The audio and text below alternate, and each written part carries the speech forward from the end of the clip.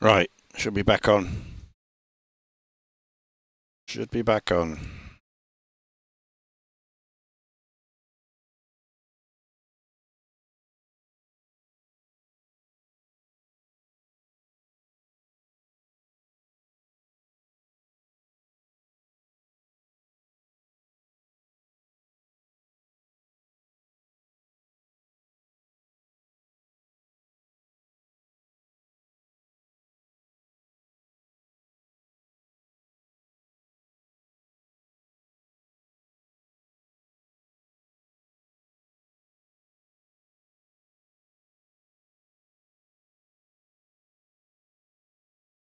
Okay, You're I'm back. back. Nice.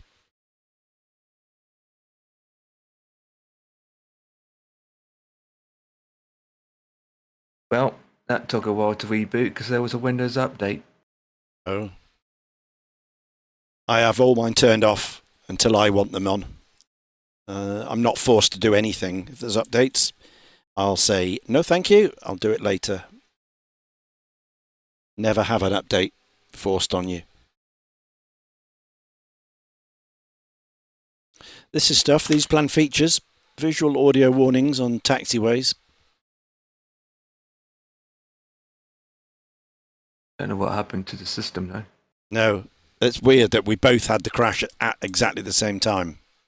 Yeah, what caused it? Yeah, it's OBS, isn't it? Because it can only be that, because that's the only thing that links us. We're on different sims. Yeah, but it's caused by the the drivers to poop Yeah, itself. yeah. So OBS must have crashed it or something. So for us to both have the same issue at the same time, can't be Discord. No, it's not Discord. It's OBS. I mean, that's the only thing we're both using, isn't it? Yep. So how'd all these drivers crashed?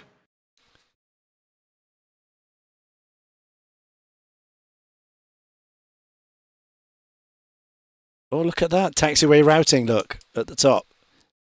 Oh, that's nice. A gate to the runway. Oh, blimey. Look at that. Tells you where to go.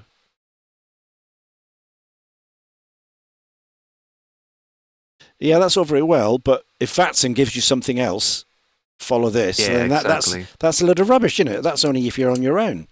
Yeah, exactly. Yeah. Surely. Unless ATC gives you a gate and then do it while he's telling you where to go. Maybe.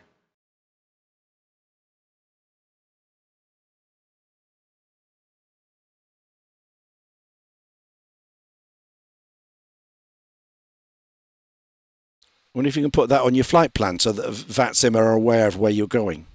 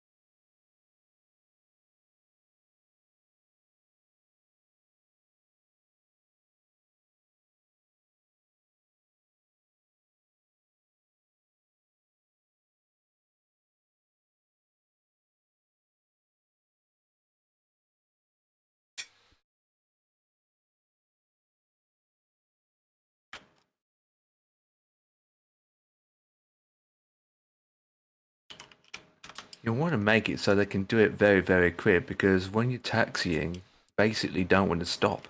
Simlink V2, look.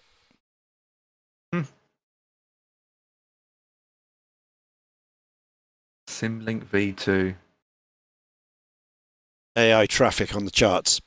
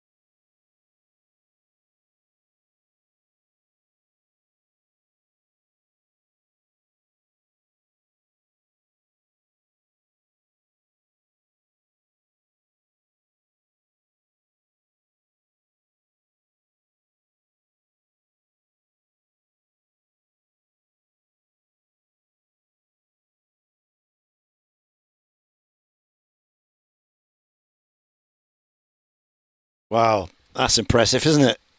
That's the best so far. Yeah, yeah. Wow. Worth your subscription. Taxi routes. No, no more. Where the hell can I go? Oh, I'll go out here, turn left there. You just hit the start, hit the end, and it draws it out for you. Fantastic. I wonder if it if it remembers the NOTAMs, because sometimes there's real life NOTAMs, isn't it? This taxiway's closed. This has got work on or something. I wonder if it remembers all that and routes you round it, like you would in IRL. Probably does. That'd be good. Probably does.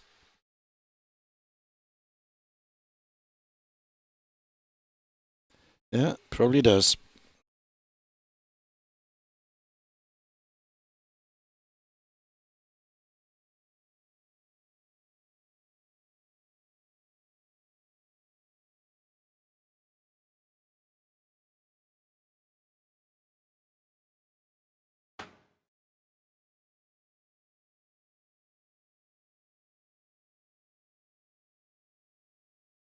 Who's next? Altimeter motifs. What do they do?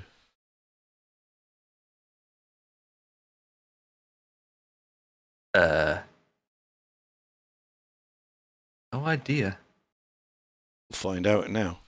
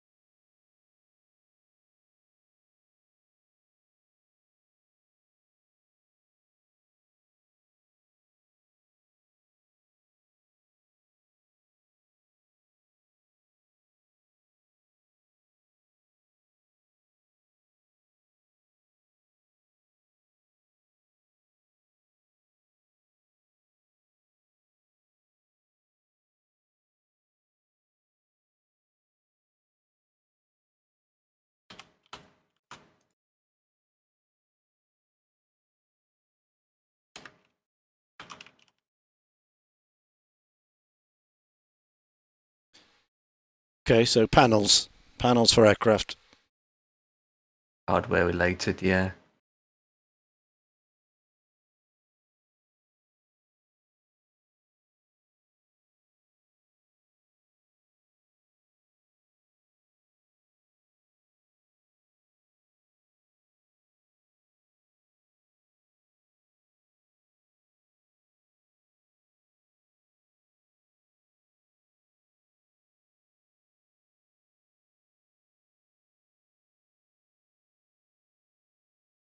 Oh, so this is. Oh, it's hardware. It's a real panel. Look. Yeah, yeah. Right. Okay. Right. I thought it was a sim to replace, existing things, No, but it's hardware. it's hardware. Okay. Yeah, no. Okay. You can go. No. You can do one. Bye bye. I'll let him carry on. Right. I'm reloading the simulator. Good luck. How are you? You're not. I'm just troubleshooting, but what I came across is under the um, resources monitor, um, and what it says here is problem event name live kernel event. So Hmm. basically, what it means is code 4414. It means that essentially Windows told your GPU to do something, right? And it doesn't respond in time. So Windows force restarts your drivers to avoid a full system crash. Yeah. So that's what it was. Oh, okay. So it was a Windows thing then. Yeah, Windows telling the GPU to do something. The Yeah. GPU reacted so slow, and it's like, oh, now I'm going to be slow. And then Windows like, well, I'm going to restart your drivers. So That's what it did. okay. And by restarting the drivers, everything that you're running in the background, like OBS, Yeah. Flight Sim, So it's all Windows crashed. sent out something to a lot of people at the same time then, because we No, both had it at the same time. yeah, it's a bit coincidence that you and I get it, but usually, no, not everyone at the same time, no. That's very coincidence that you and I got it at the Yeah. same time. To the second, exactly to the second, we I both know. popped at the same time. Because all I saw was I was watching the video and the whole screen went black for about 2 seconds, Yeah. came back, heard a dilling, dilling, dilling, and then all the programs I had open had multiple errors saying Yeah. DX something. Yeah. DXGI. That's what I had. Just Yeah, a yeah. DXGI error, And and and and the programs sim like froze and OBS, Flight everything. Sim Yeah. I had to seem close to do everything it, down. yeah. Yeah. Unfortunately for me, I lost a flight now, so I have to do that another time. Oh, I haven't even I started was mine yet. We you're don't lucky. start for another 45 minutes. You're lucky. I was halfway there. Well, come and join us then. Come and do this little flight with us. Little Misfit flight.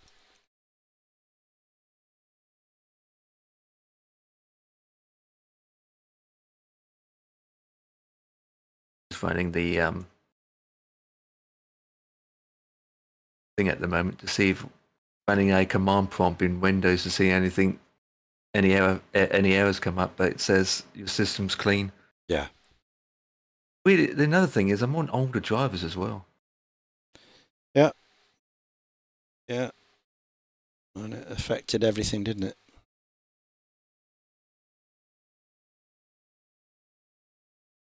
We'll get this up and running. See what happens again.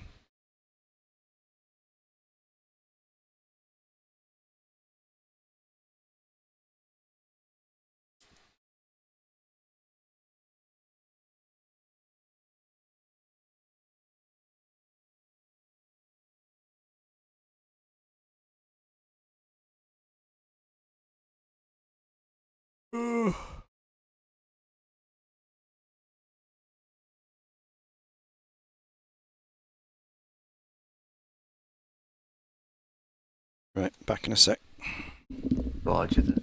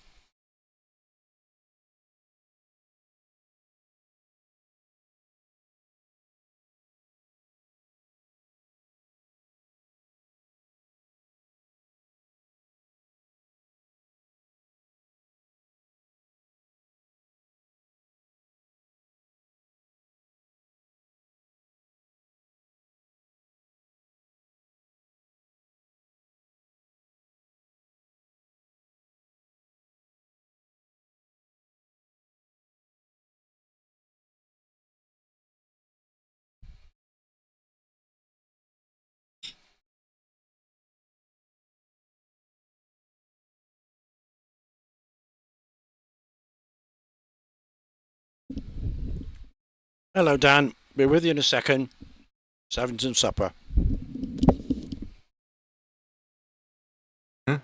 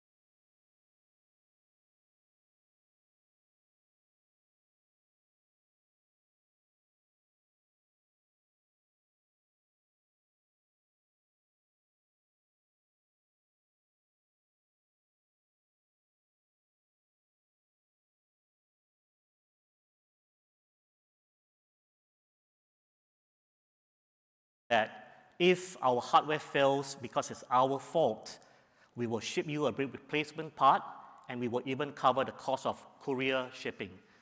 Can you give us a big hand for this?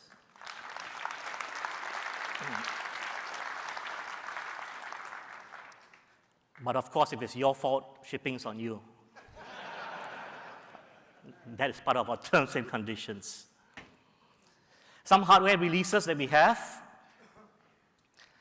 Our standard CLS 60 and 120, that basically represents our 60 Newton and 120 Newton yokes, was launched last year.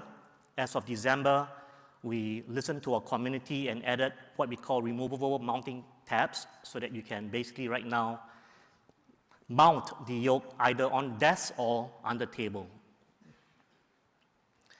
We have also since released our G1000 PFD, MFD, and audio panel. It looks like this. So all our hardware are basically high fidelity. And this is as close as it gets to a real Garmin G1000 because it was developed from FTD level 5. And level 5 simply says that not only must it look very, very similar, it must feel very similar as well. Pricing is obviously very cheap if you can afford it. Next, we have force feedback rudder pedals. And we did a pre-launch for our first 100 units. Happy to say this is massive force, 370 newtons. You can try this tomorrow and on Sunday. And 370 newtons is basically the kind of force you need to keep a King Air flying on a single engine. So it's going to be good weight training. You can quit your gym membership. Now, obviously, with the rudder pedals, we also had to build in effects similar to our yoke. So not only are your force customizable, they also auto-load based on individual aircraft. So you can set a low setting for a Cessna and an extremely high setting for a King Air. The rest of the specs are as follows. We also designed the pedals such that those of us who are also heli fans can choose to fly a helicopter, and this turns into the anti-torque pedals. You can remove the brakes if you're not flying a wheel-based helicopter, and it functions really, really well from an R22 all the way to any kind of aircraft you want. Again, we price it our products are priced to last. They're not necessarily cheap as in cheap standards, but they're all metal construction and they will serve you longer than your own living life, I think. Quite serious about that. Another little innovation we did based on customer feedback thanks to our Discord members is we added a front panel as an option. So now you can basically manipulate things like electrical starter light controls on a Cessna 172. Having said that, we can also design VR panels. The advantage of this, as opposed to doing your own 3D printing, is that our PCB board takes all the Okay, I'm commands back. and you do not need a separate board to control these switches. Right. We are launching a pre-order during this show. We also, based on customer So feedback, for the third time. just launched this, the FC20 flight console. Yep. And what's Good luck. interesting about this is small form factor. Again. So, you know, those of you who fly simulation Right. and spend thousands of dollars, but you like your Glycol wife, oil, we're this is still perfect full because up. you can hide this in the cupboard. This being No A2A, it's one knows persistent to the last time, that so you paid, everything's you know, as I left $1,000 it. plus something dollars for this. Now this is exciting because this is kind of like a mini version of our FC50 and our larger FC100 consoles with a nice twist in the innovation. The trim wheel is actually motorized, which is, by the way, no small feat when you combine force feedback yoke with the trim because they conflict and it took us a while to try to figure out, but the problem has been solved. We also have to accompany the FC20, FC50, FC100 flight console are basically interchangeable throttle quadrants because we want to take realism to the limit. So we just launched our C172 vernier throttles, high quality, FDD level 5 quality. Here is the Piper single designed for the Piper Archer Warrior. And this is more of a complex Piper as well for the Piper Arrow. We also have in the works 2 level of certificated products, the BATD, Basic Aviation Training Device. It looks like this. It's basically a combination of our G1000, our FC50, our rudder pedals, our CLS60, and a computer system and an X-Plane 12 flight model. Here are some of the specs itself. So you will get a certified aircraft model that's approved by the FAA, where you can log BATD time. And if you look at the pricing is affordable relative to other BATDs that you may be aware of. And of course, our pride and joy is our upcoming AATD, Advanced Aviation Training Device. It looks like this. It's pretty cool. Please wow a little bit more, louder. It's live stream. Thank you so much. Oh my goodness. Santa Maria.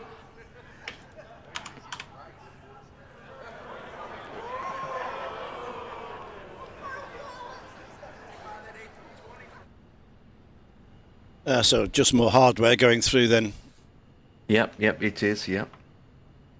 I mean, why would anyone want to buy that kind of amount of gear? £30,000. Yep. There it is. For a seat and a couple of monitors. Oh well. Stranger things. People have the money. They want a real flight experience. Can do it. Right. Well, I'm going to disappear because the guys are assembling over at A2A Discord. So good to talk to you. And if you want to come and fly with us the next couple of hours, you're very welcome. I've just popped John FS on, so you're more than welcome to I'm pop in just and sorting out some stuff because Flight Sim's not running properly now since the crash. Oh, and I hope mine is. Well, the sim's up. I mean, I haven't started the plane yet or anything. So I'm going to disappear over there. All right, take care, fella. Yeah. Bye. No problems. Bye-bye.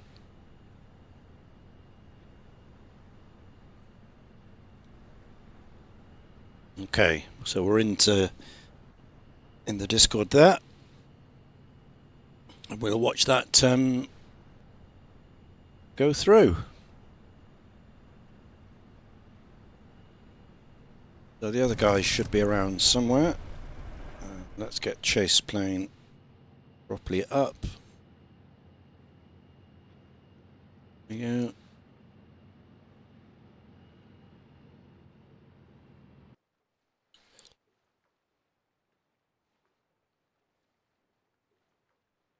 There's Paco over there. And Ratty's further along here somewhere.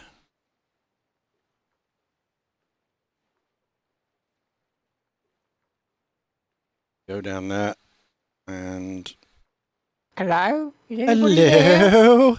Here he is. Oh, Here he hey. is. Here he is. Right, conditions. Where are we? LGMT. LGMT. Active Sky says 31. 300 at 7. 300 at 7. So runway 32. Runway 32. Oh, good. We're good. We don't have to do a 180. We're pointing in the right direction. Good for that. And it's 1008. So let's get that set in. Sync the gyro. Marvellous. Well, I was hoping to do this in V6, and I had everything running, and it was all up, and the sim was, and it was all looking nice, and the aircraft was all looking nice, and I went through the procedure, and the joystick worked, all that good. But then I came to the throttle quadrant, and that's broken. That's broken. I thought it was an FSUI PC issue. So, but it's not that. It's not that. So I thought, okay, well, I'll fly it with the mouse then. I'll just fly it with the mouse for now and just go in V6. And so I started it up, no problem at all, and then pushed it forward. And that's where the issue came. Nothing happened in the aircraft. It wasn't really playing ball. The throttle was moving, but the engine and nothing was responding. So it's broken for 6. So P-40 doesn't work in 6, unfortunately. So I really need to write these all down and see which ones, because some do, but some, obviously, like this one, does not. So, so I'm back in 5 now. Oh, and I had a DGXI error as well about half an hour ago. And Charming. And Empire was also had one at the same time. So we think it's a Windows squirting out an issue or something. So his crashed at the same time. Yeah, but he was on Microsoft Flight Sim, so go figure. Different sim. We weren't connected we weren't connected. We weren't on Join FS. Nothing like that. And he had a crash exactly the same time as I did. Bizarre, eh? Yeah. Well, the world of flight simulation, right? Indeed. But hopefully this time we should be okay. But we'll wait and see. I can see you both, so little nav map and in the sim, so that's all good. We're connected. Excellent. Yep. 25 minutes to go, so go and get... I'm watching the FS Expo presentations. I don't know if you are, from Providence. Okay. Some really interesting ones. Chase plane, Parallel 42 were up first. There's some new features in chase plane coming. Navigraph. Okay. Navigraph of their big one for us is they're doing now VFR charts. So that's going to rival the little Navrat. So you can do your planning on the proper VFR charts. Right. So you'll get all the SimBrief integration and all that stuff. And then there's just been lots of hardware people go through. New yokes and panels and things like that. Right.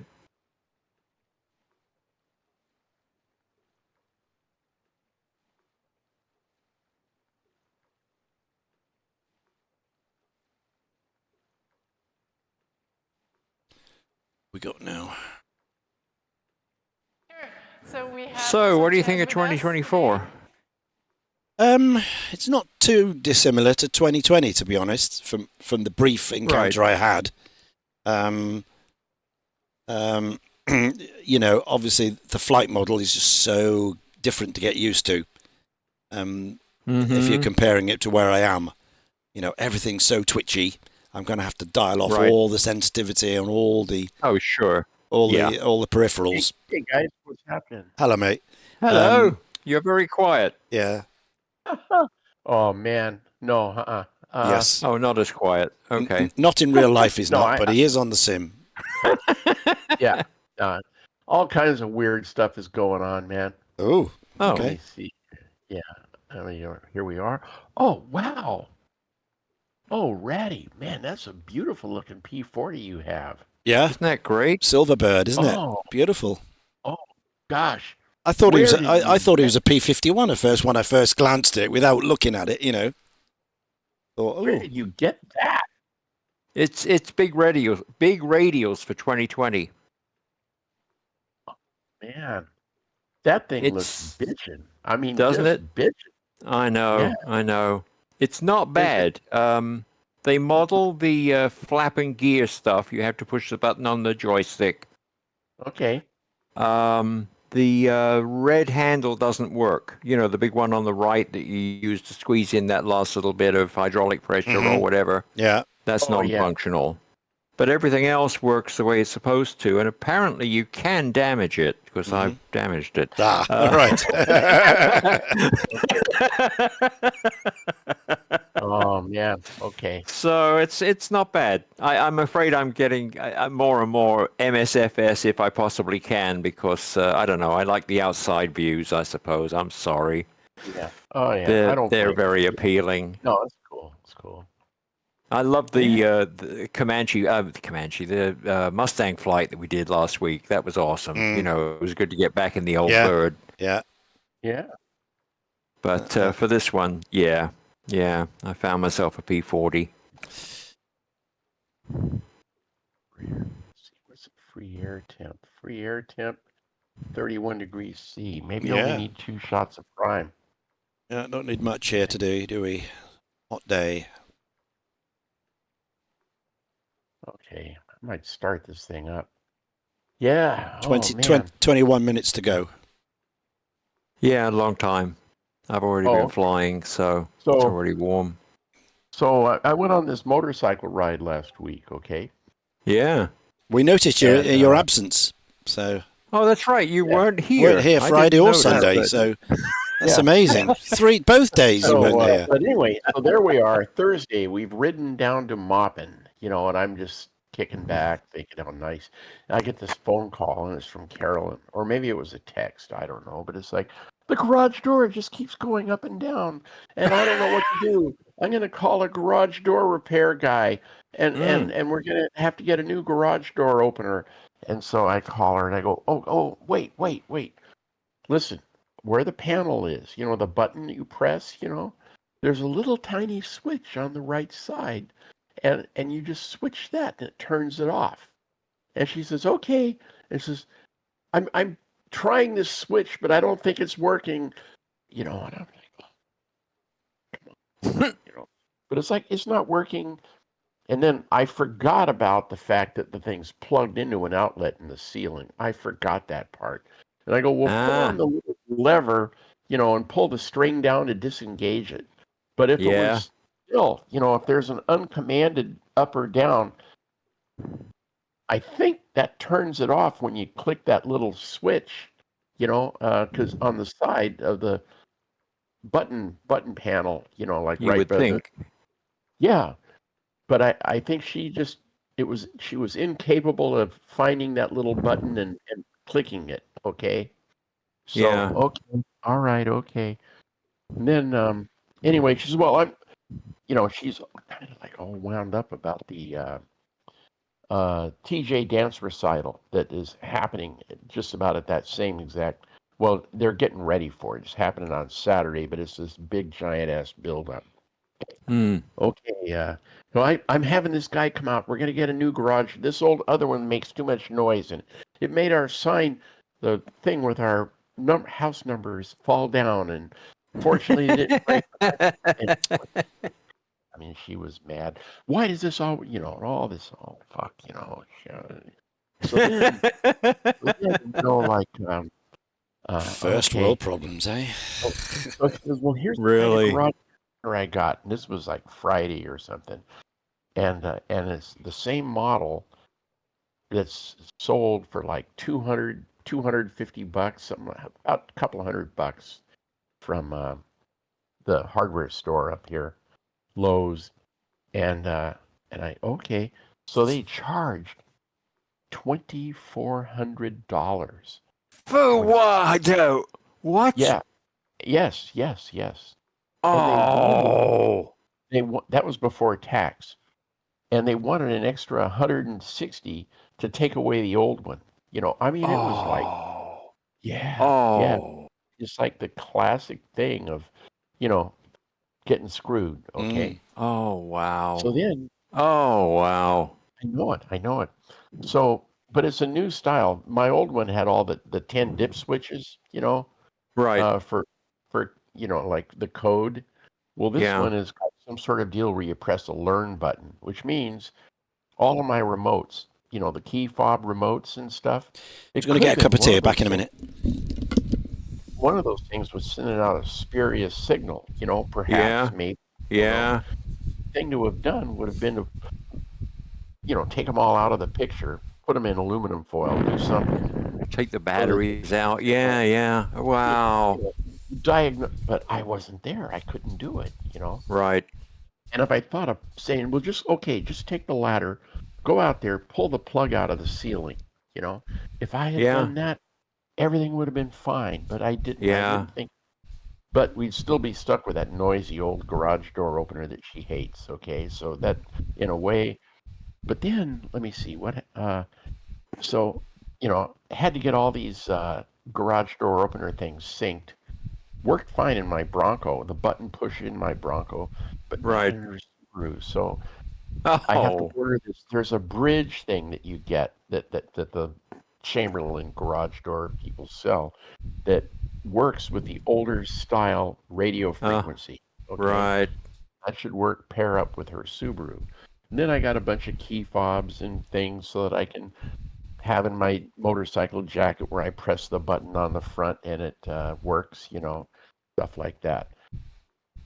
And then the guy, let's see, the guy that was there said, these springs aren't working well. There's these 12 springs. I'll sell you new springs for $1,900. And she said, I don't think we're going to do that, but the springs were kind of bleeped because theoretically they're supposed to, when you disengage the garage door from the track, you're supposed to raise it up to about halfway up and it's supposed to sit there, hang. Okay. Okay. And if you raise it further, it'll pull itself up. And if you put it lower, it'll lower itself down. But in about the middle, it should be neutral. Well, this one was it took about 30 pounds to hold it up, Right. So anyway, yesterday I got the spring. They can probably be tensioned. Whatever. Well, yeah, whatever. Yeah, whatever. I thought that.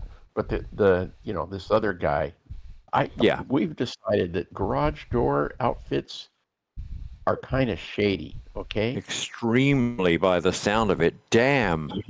I know it. We got. See, I've worked on garage door springs and I've replaced garage door openers, and I can't imagine charging over $2,000 fucking dollars. I know it. I would. Oh God. Well, anyway, so then that was the adventure of the week. Okay, last week and going into this week, but now I get this email from EGRET, which is the EPA's greenhouse gas thing, and they say, oh, hey, there's a screw up with both of these places in Hawaii, that I've worked on. It's Oh like dear. Asphalt Hawaii, Damn. and then the Palele landfill. And anyway, so all it is the guys that are there haven't logged on and certified their reports where I entered the data. So this one guy, Rick of Asphalt Hawaii, says, I forwarded the message to our environmental manager to address. Someone from that group should be the DR. That's designated representative. They will also address the report that was not submitted. And, no, man, you got to do this thing now. Anyway, so I'm dealing with these two. I might get a call from one of these guys while we're flying. Well, oh, man. Hey, you know what? It's not boring, I'll tell you that. Okay, I'm Really? going to go get some coffee. Be right back. Then I'm going to Yeah. fire this bad boy up. Sim just crashed again. Oh no. Yeah. Yeah. Another DGXI error. So that's twice now. So I think something's wrong here. Big time. Oh.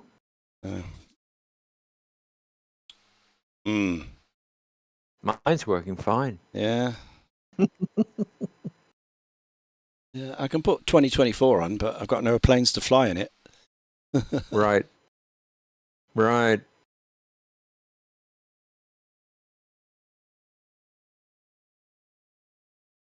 Huh.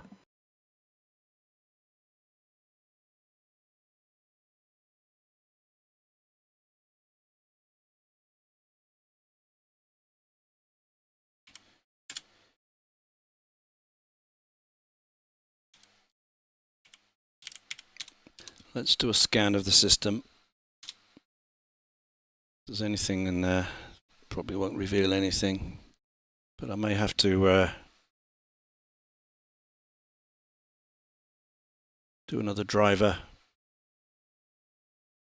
issue because it's definitely a driver kind of problem.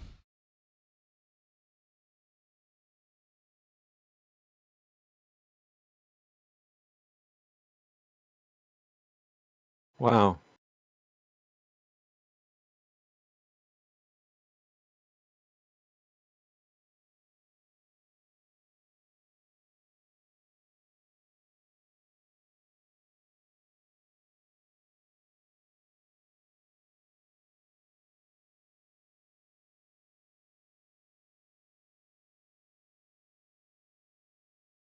We'll try one more time, but if it bites it next time.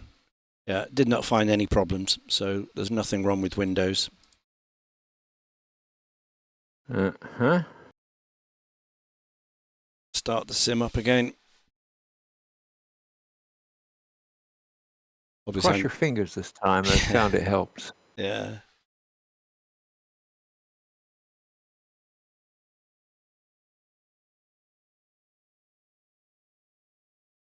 I'll be right back. Okay.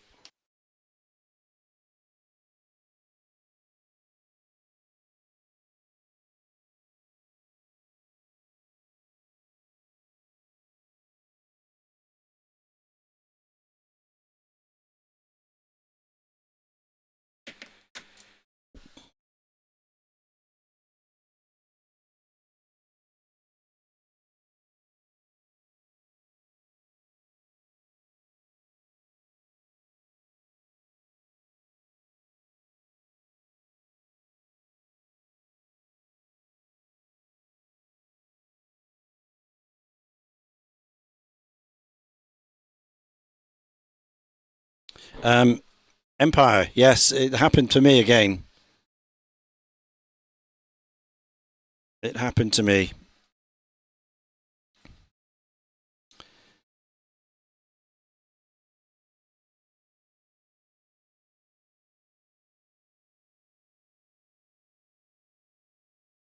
Let's have a look. 576.8. 576.8.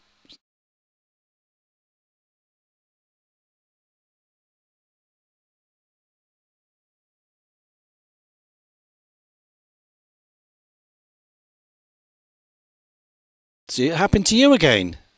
Oh, wow. No.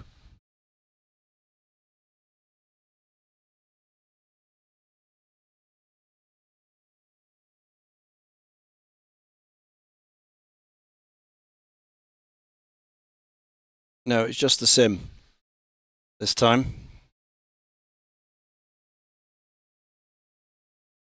Is the latest. That's the very latest, yeah. Yeah. I upgraded mine because of the 2024 install and the and the 5090 to have the up to date one for the new simulator. But obviously it's messed up the P3D one. So I may have to go back to an older one. We'll try it again, third time, but I reckon it'll crash again.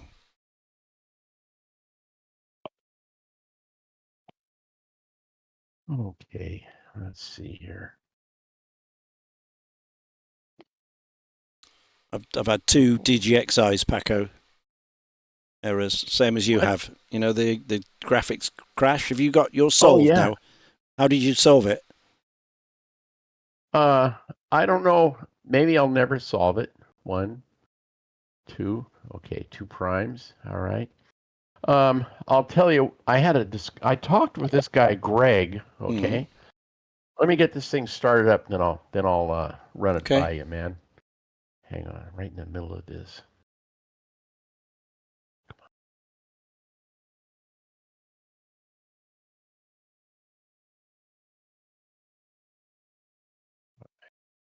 Here we go. Airplane.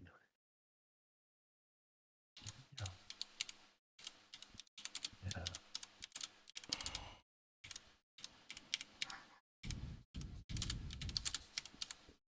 Come on. Come on. Oh. Nope. Okay.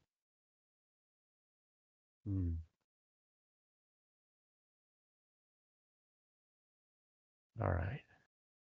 There's 2 things he told me. Oh, darn. Okay, hang on. Forgot to have the mags on. See if she'll fire up.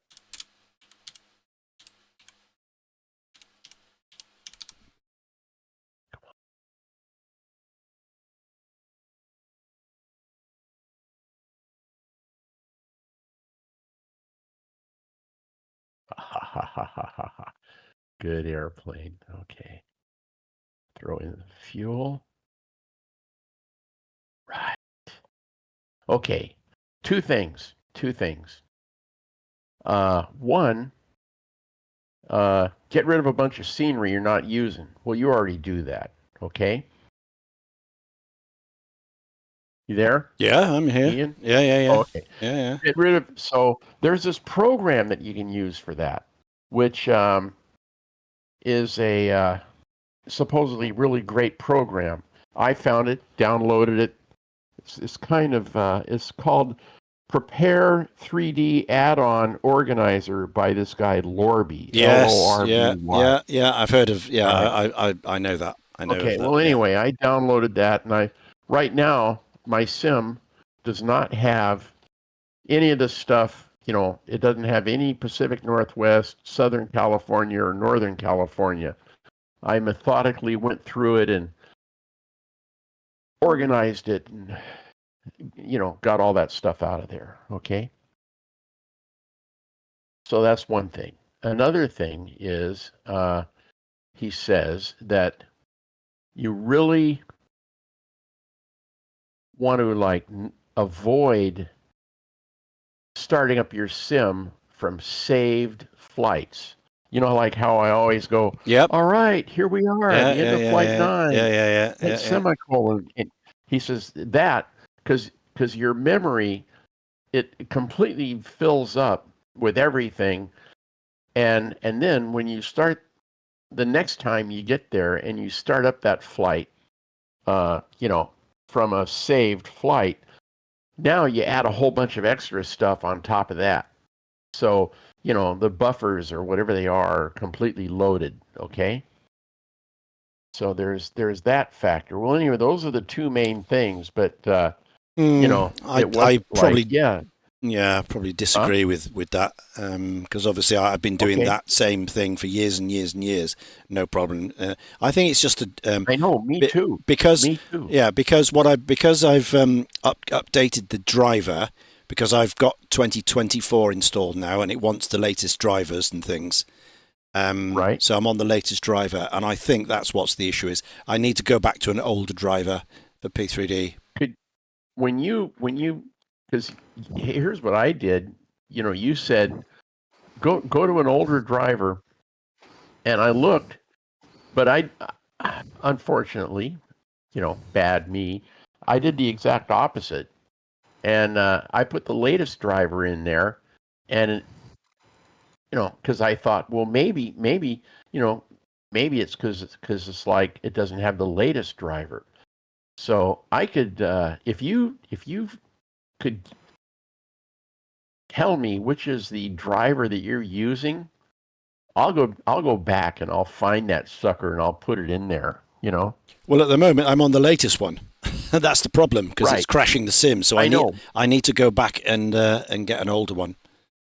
Okay, but when you do that, Yeah. and Well, yeah, if you but could, it would be really nice. I'll tell you. But I mean, obviously, everyone's system's different. That's the problem.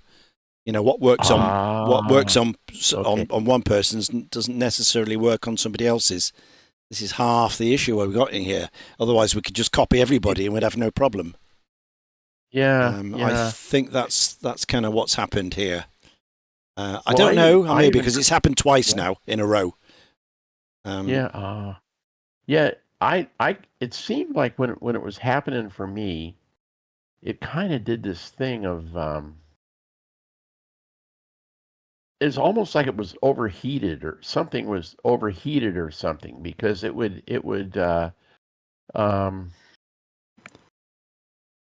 I was getting these crashes, that DXGI crash thing. I was getting those, Yeah.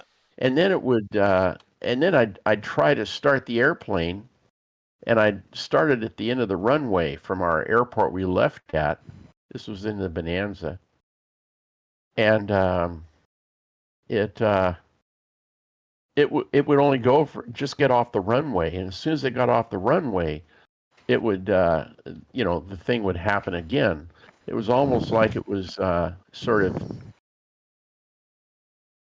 I don't know. It was like almost like it was overheated or something, and it was it would, or like it was a circuit breaker that would pop or something. You know what I mean? Mm. And anyway, Yeah, that was just the way it felt. Yeah. I'm not saying that's what it was. That wouldn't cause the sim to crash. That would cause the aeroplane Yeah. to malfunction, but not the sim. Yeah. I mean, that's the only thing I've done is change the driver.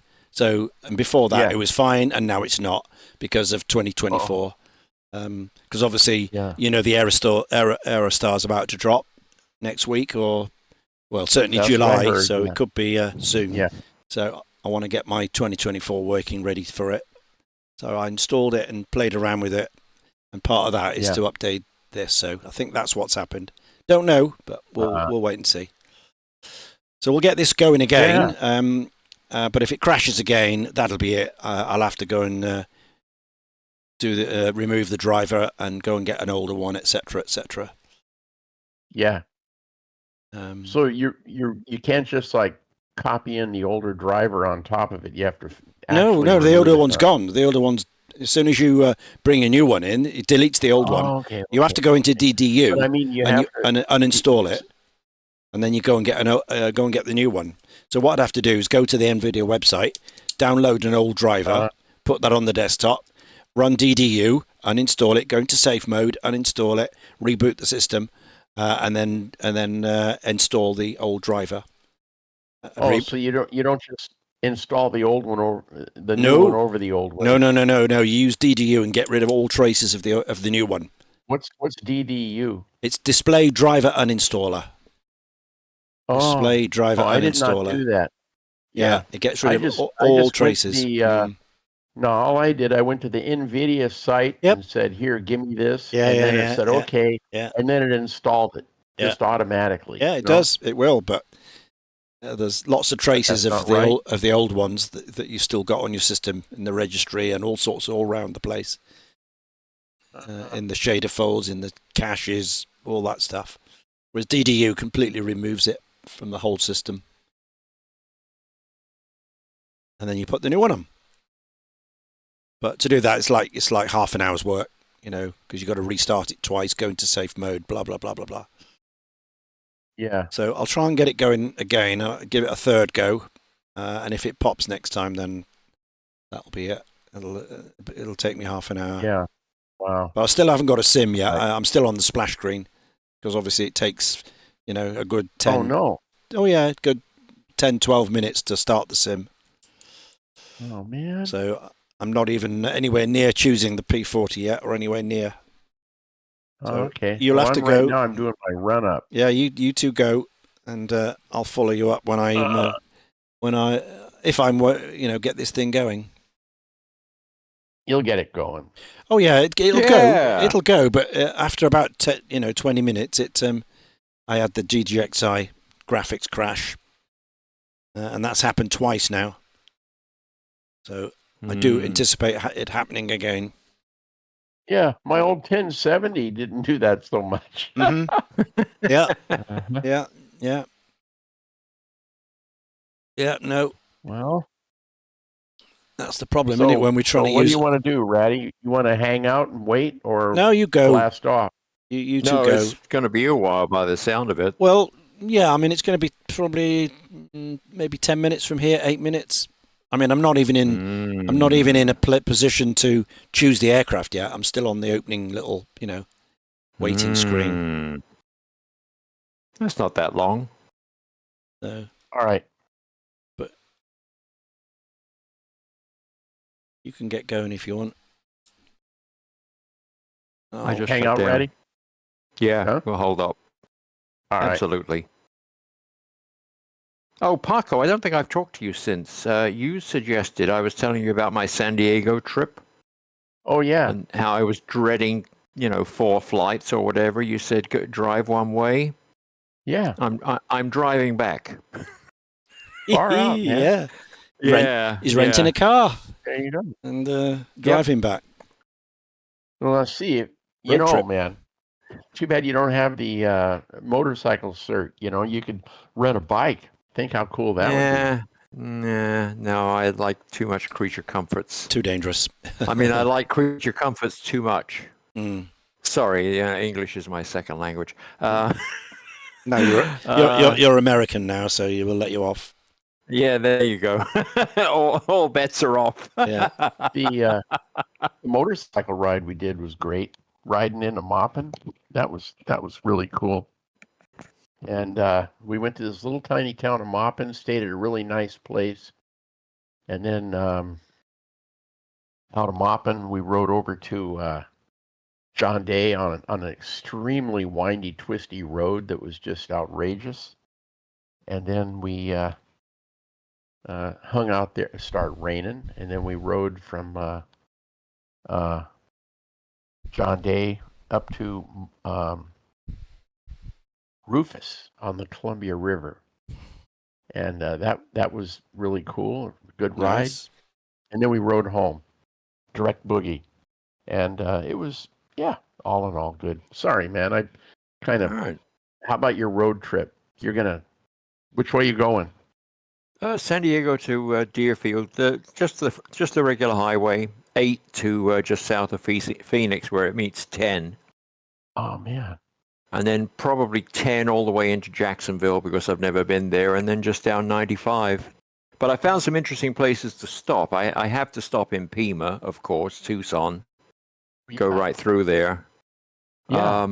And there's a promising-looking aviation museum in Texas, just south of Houston. I can't remember what it's called.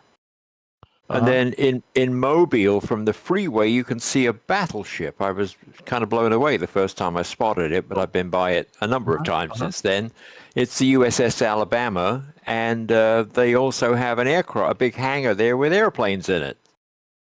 And it's literally, get on the off-ramp, it turns into the frontage road. You go to the place, you get back on the frontage road, and there's an off-ramp like half a mile down the road. So very easy to get to and out, into and out of. And it looks very promising. So I got a few places to stop. Do this. While you're, while we're waiting here, on the internet, type in Mexican Hat, Utah, Google, okay? Mexican Hat, Utah. And there's a Wikipedia thing for it. It's not that far out of where your route. But then, where to eat? Hang on. Wait a minute. Utah? That far. That's huge. 1,000 miles.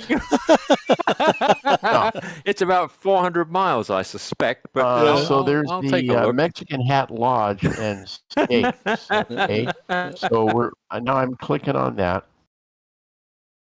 and yeah, they There's have no these way. swinging steaks.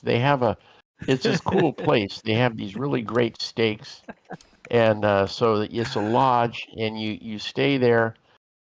People say this steakhouse serves delicious ribeye steaks and garden burgers.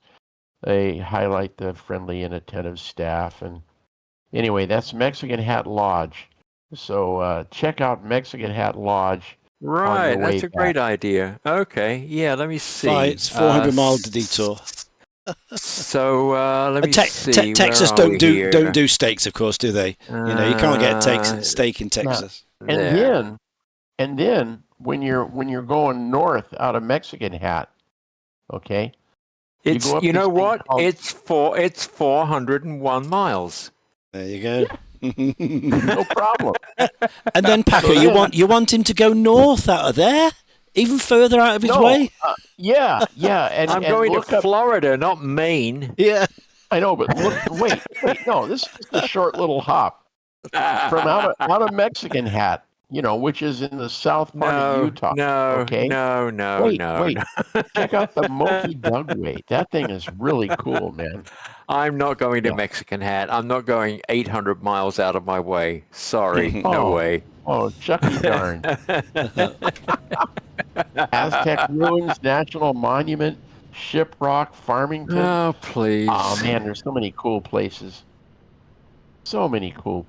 Yeah. Ho-hum. It's just out there. Yeah.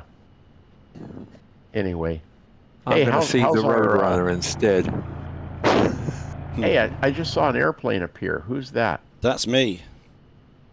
There you go. I spawned on the runway. I shouldn't have done that, but All right. Oh, that's okay. You're excused. That always sounds a little lurid.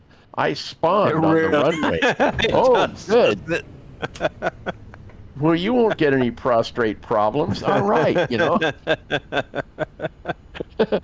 Ooh, I slipped. Sorry, man. So you should be. I've been hanging out with a bunch of scooter trash, my old buddies. All right. The hog riding fools. Mm-hmm.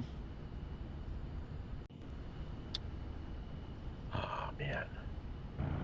Oh, and then the other thing. My knuckle, my left index finger, not my bird finger, but number one, my trigger finger, Yeah. I noticed this little pain in my knuckle. Like, it's ooh, ow, But then it started getting worse.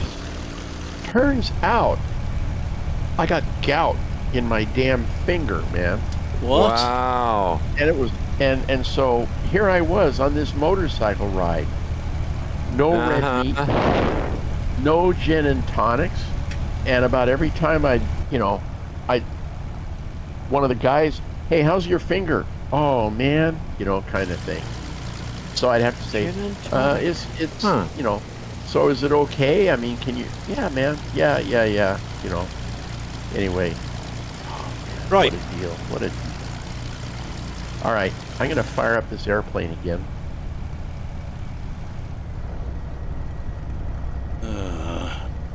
Where's the parking I'll do a brake? wobble pump. Mags on. Throttle cracked.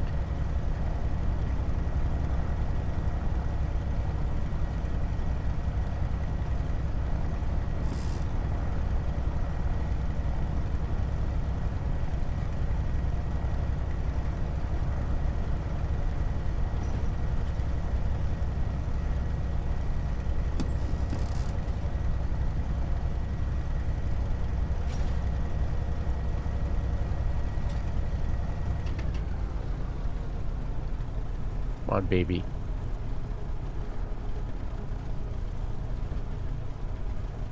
No, I think it wanted a shot of prime.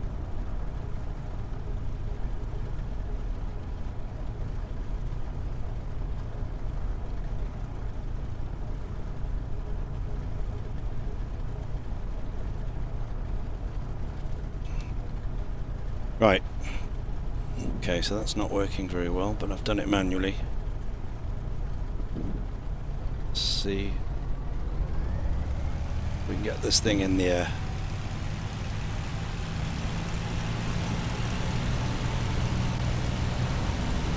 There we are. Alright, running. Oh, your airplane's gone. Yeah, she's rolling. He's flying. Well, trying Oh, to okay. fly. Yep.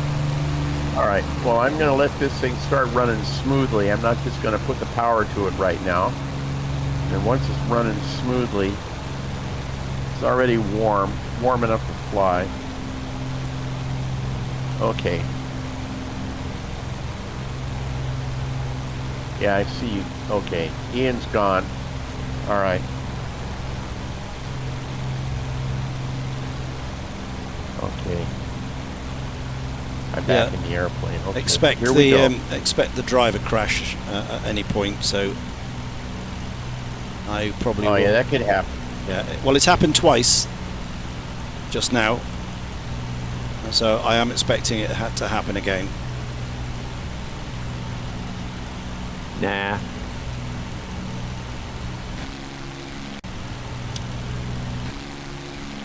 All right. Okay. Yeah.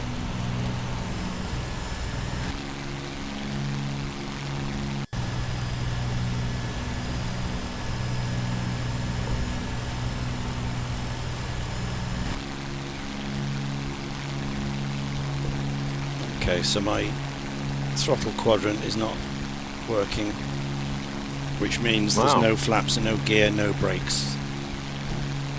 Oh. Oh, unplug the USB and plug it back in again. Yeah.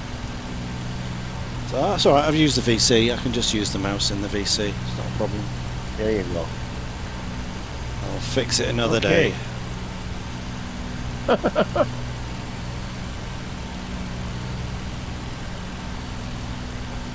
So what's the manifold on this? 27, isn't it? 27, Well, yeah. 23, wasn't it? Or something like that, if I remember rightly. Cruise would be 27, 2300. Yep. And Lean. Lean, auto lean. Yeah.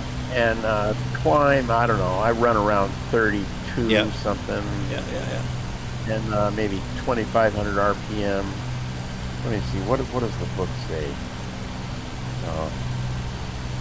Book says climb 27 to 35, 2300 to 2600, cruise 21 to 27, okay, and 1800 to 1300. So. Yep. All right. Well, here we are. Shift 2. We're going for now. Yeah.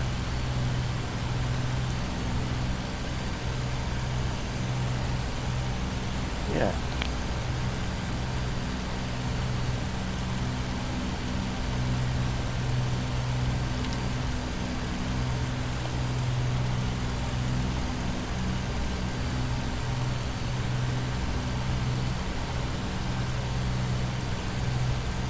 Yeah, okay, we're good.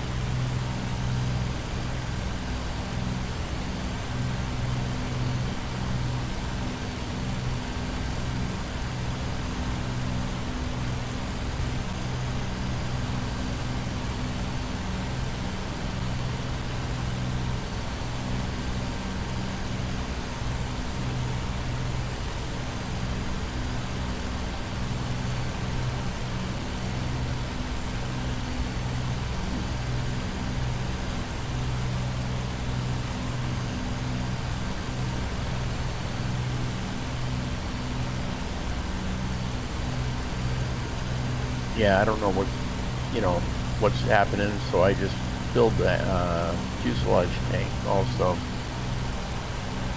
Yep.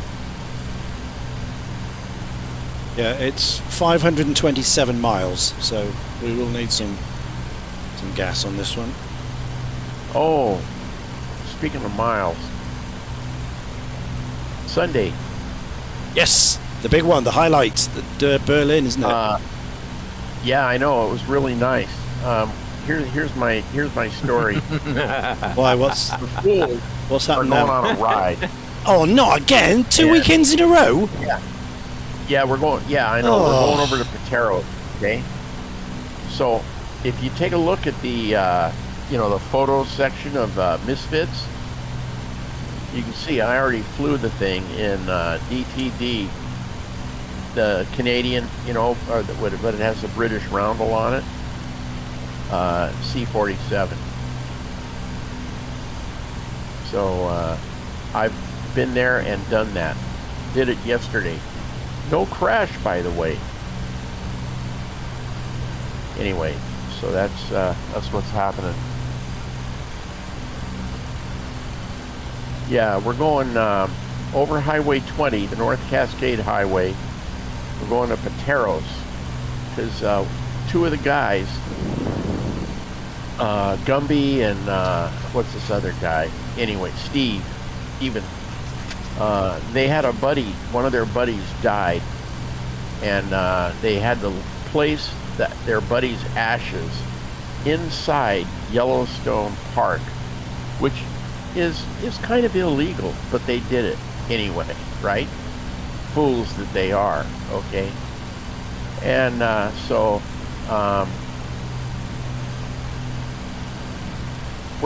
they're on their way back from Yellowstone, and the rest of us are going to ride out there to Pateros, and we're going to meet them. And it's a really cool place, okay? And it's summertime, motorcycle season. The only thing that could make me not go would be if Carolyn was afraid the garage door might break again or something, But looks like I'm going. So you're not in the C-47 for that? Wow. No, I'll be on my R1250 RS. But I was in my C-47, and I did fly the thing last night, and it went very, very well. And the weather was nice, okay? And I posted a lot of pictures with a lot of scenery. So, and I had the airports. I think I posted somewhere higher up, or sometime back, the link to where, if you wish, you could download all those airports. But it's basically the airports with a whole bunch of C-47s and C-54s on them in military colors.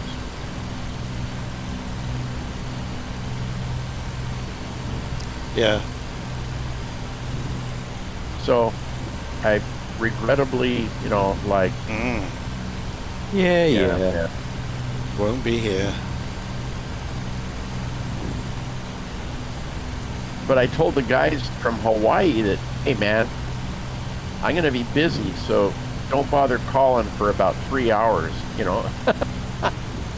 for technical assistance and logging on to egret. Trying to maintain formation here. Not easy. Come on, don't lose it.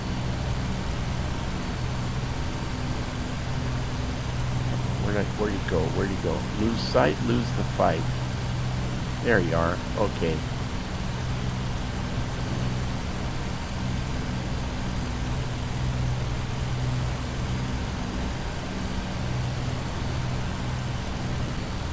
Maybe I'll slide underneath.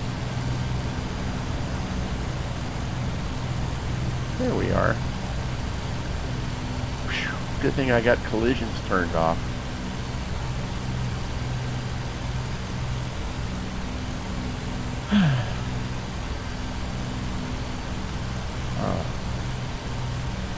Go to auto lean.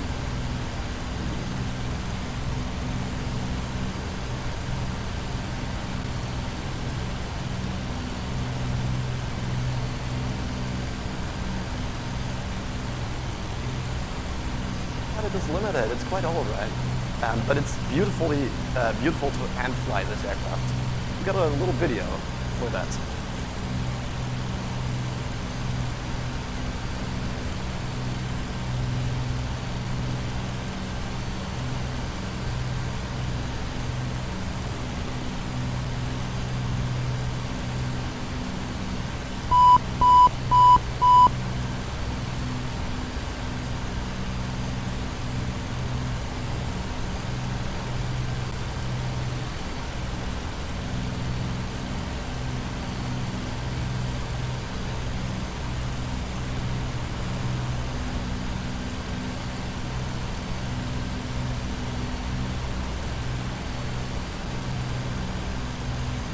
Oh, and I saw a great big tower for where one of those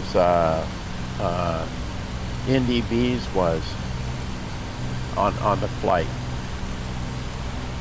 So you guys will notice it, I guess. Well, if you're using P3D, it's even in there in P3D, but I'm sure you'll have it in MSFS if you're using that.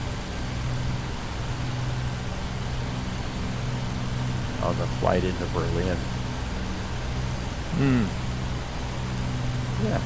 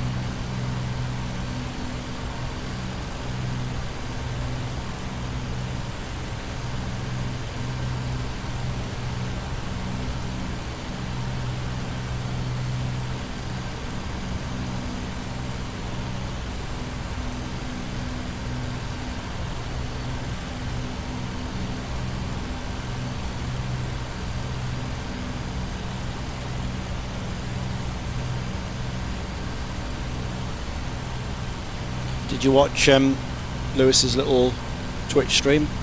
Sent you the link? No. Not yet. Okay. I'll let you watch that. Couldn't care less. What's it about? The Aerostar? Yeah, the Aerostar's about to drop next Okay. month. Well, yeah. Well, Packed full of A2A goodies. AccuSim 2. oh, Can't good. wait. Yeah. Well, it'll then the forum will be doubly cluttered Yeah. Yep. because like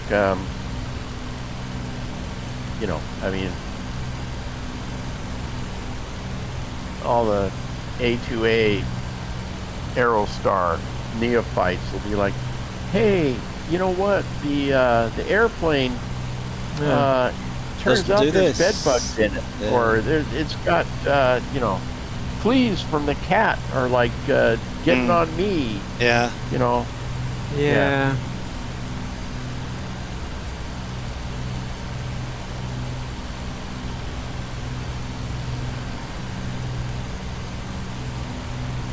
Yeah, it'll clutter up the forum.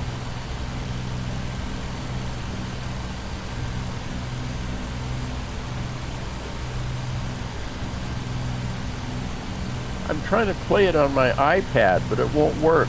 What's wrong?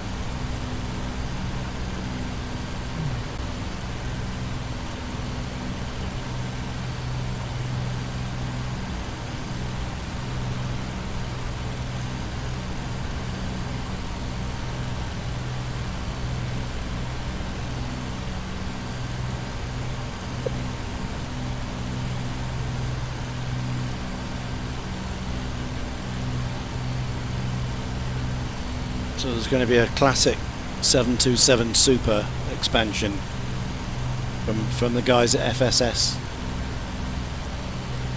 FSS? Yeah, FSS Simulations. Ah, okay. They do a really nice vintage jet, and there's now a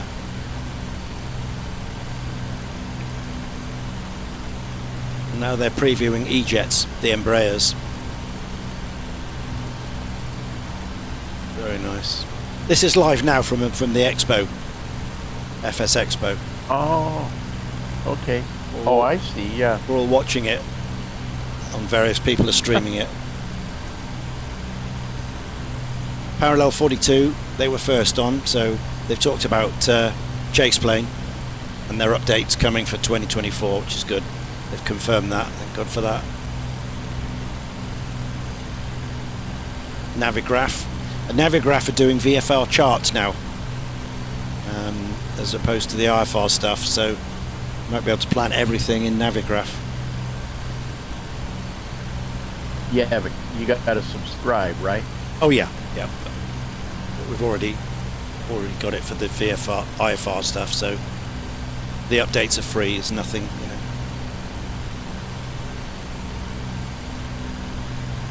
And then we've had some hardware people talking about their new products. £29,999 for a cockpit setup. Oh, yeah.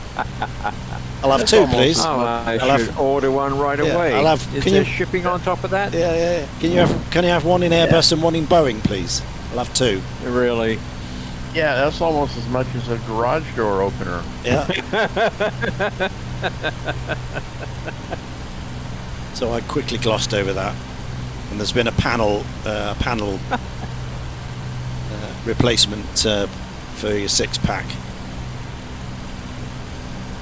and now we've got FSS, and these are nice. These are they look lovely Embraers. Orbix is having a big sale, but I've got all the orbits that I can use right now. Uh-huh. So, in a way, it's sad because if there was something really cool, I'd get it. You Yep. know? That way, it's like, hey, I'm a P3D guy. I'm still buying like Orbix. So Yeah. here we are, P3D, Orbix. All right. But since I have it all, then Same as me. I own every product they've ever made for P3D. I don't Lots. quite own Yeah. every. Yeah, I've got everything. but almost. I could probably get Meigs Field or something, you know. Yeah, I've got all of those. Every airport, every scenery, the lot. But I've got Yeah. nothing from them for Microsoft 2024. So I could use my points to start getting airports for that sim. Yeah.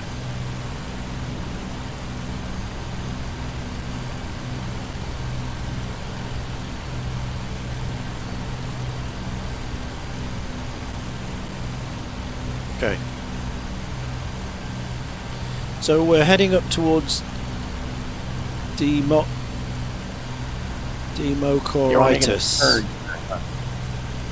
It's called Alexandrolopodus, and that's our northernmost point on this loop of the Mediterranean.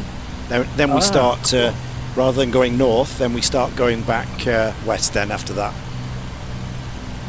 so we've gone all the way east, we've gone all the way north, and now we're turning back west on our final loop. But obviously we'll go up and down as we go around the Adriatic in Italy and places like that. But generally we're now heading back towards Gibraltar and the end of the tour.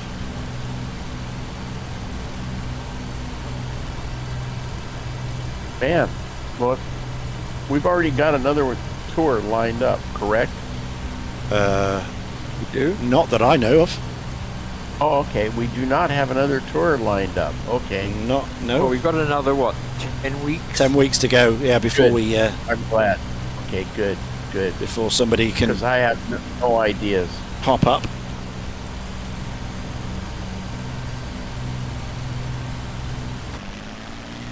Plus, here we are in the middle of motorcycle riding season. Well, there you go. I know. Well, we got at least a couple other rides, you know, kind of in the offing. One is in July. I'm going to be going to the... Can I ask you something? As you're all retired, why not do it in the week? Why do you have to do it at the weekends, like on a Friday and Sunday? Well, I don't know. When it's a ride that I'm planning, Yeah. I do it on a week. I Yeah. do it on a, Yeah. you know, and that like the ride we did, it happened. Some of it happened on a weekend, and there was a whole bunch of us involved, and yeah, most all of us are retired, but I wasn't setting the dates on it. Okay. Mm-hmm. And then this other one, the one, you know, it just happens to coincide with when our buddies are coming through Pateros, okay? Ah, right. So that's Gotcha. sort of like, yeah. Fair enough. you know, Yeah. target of opportunity thing. Yeah, okay? I got that one. Yeah, but why? You know, your normal ones And where then- there's and no then reason to go on a other Sunday. thing, I'm going on the I'm registered, already paid my entry fee for the this last ride we went on, you know, the main spark of what caused this ride to happen is the Chief Joseph Rally, okay? And the Chief Joseph Rally, all these BMW rallies, they're set up to happen, you know, around a weekend. I mean, they start typically, they'll be Thursday, Friday, Saturday, and everybody goes home on Sunday, okay? So, you know, we took off on Thursday, and, you know, we got there on Friday and stayed Saturday and came home on Sunday, just like always, like we always do every year. Yeah. And then in July is the BMW Washington State BMW Club rally in Kashmir, Washington. And the last couple of years, I always register for it to kind of support the club. But the past few years, all I've done, I've just ridden out there to Kashmir and hang out, drink a bunch of the pop or the Kool-Aid or iced tea, whatever, hydrate, and then I'll turn around and ride back home. It's only about 100 miles from my house. It's over the Cascade Mountains, over Stevens Pass, but still, it's only, about 100 miles away, 120 something. But this time, I think I'm going to camp out. I'm actually going to camp out, okay? Which is what we used to do back in the old days. We used to go there, take our sleeping bags and our Thermarest pad and our little REI half-dome tents and our little chairs, and we'd go camping, like Boy Scout camping, except motorcycles and beer, okay? Well, I'm going to do that this year. So I'm going to get there like on Friday, camp out on Saturday, and come home on Sunday. That's my plan. We're going to see how that works. But I'm already paid up for it. I know it's about $100, and they provide dinner Friday night and Saturday night. So we'll see how that goes. And then, let's see, what else is going on? Beach wants to do a ride out to Republic, but that's just a fool's ride. That's just us. So that one there, I'm expecting to be on a weekday rather than a weekend, okay? That's sort of what I'm envisioning that thing to be. And that shouldn't interfere with anything. And then, yeah. Oh, and the other thing that's going to happen, but that's way out in October, is Carolyn's sister, and let's see, that's Pat, and then Jeff, her husband. They're coming. They're going to actually come out here, and they're going to go to Portland and rent a car in Portland, and they want to do this fancy road trip around, the Columbia River, the Columbia River Gorge, and maybe down to Seaside and Astoria. And they want to go to McMinnville and visit with Tyler, the grandkid, and Basha, and we're going to go with them. So we're going to go and meet them down there. This is in October, probably towards the end of October, out of the tourist season. And we're going to do a little road trip with Pat and Jeff. And I'm sort of kind of torn. I know all kinds of cool places out there. I mean, tons of them. Like they're saying, oh, maybe we'll stay in Tillamook, which is a town on the coast. But I'm sort of like, guys, really, check out Manzanita. Manzanita at the, Sunset Surf, that's where you want to go. And it's sort of like the difference, I don't know if you guys know the West Coast at all, but it's like the difference between Monterey, which is like a kind of a big, glitzy, touristy town, and Carmel, which is smaller, but it's more like a big village, Well, that's kind of how it is. I think the place I would recommend we stay, 2 minutes out the door, you could be walking on the beach, Really cool. Anyway, or what I should do is not say anything, just drive the car and let the Crandall girls, that's what Jeff and I call our wives, decide what they want to do and just live with it and not complain. Usually the best way, isn't it? Just live with it. Let them get on with it. But that's what I did last time they came up. They said, we want to go see the Underground Seattle exhibit. Apparently, in the history of Seattle, there's like a whole part of the town that, used to be, and then they just like built over it. They put a bunch of, I don't know what, iron columns and things, and just sort of basically abandoned this lower level, and now they have tours to go look at it. Okay, so yeah, sure, I've never been there, let's go do it, you know. So we went on the underground Seattle tour. Okay, that's nice. Okay, groovy. Yep, I see that. Okay, then Pat says, well, now let's go have dinner. Zero pre-planning of like where are we going to go. It's sort of like, well, we're in the middle of Seattle, let's walk around and find a nice restaurant. Okay, you guys want to go that way? That looks like where the restaurants would be. Well, we were thinking we'd like to go that way. Oh, okay, all right, sure, whatever. What's the worst that can happen, right? So we got a tour of the homeless encampments of Seattle.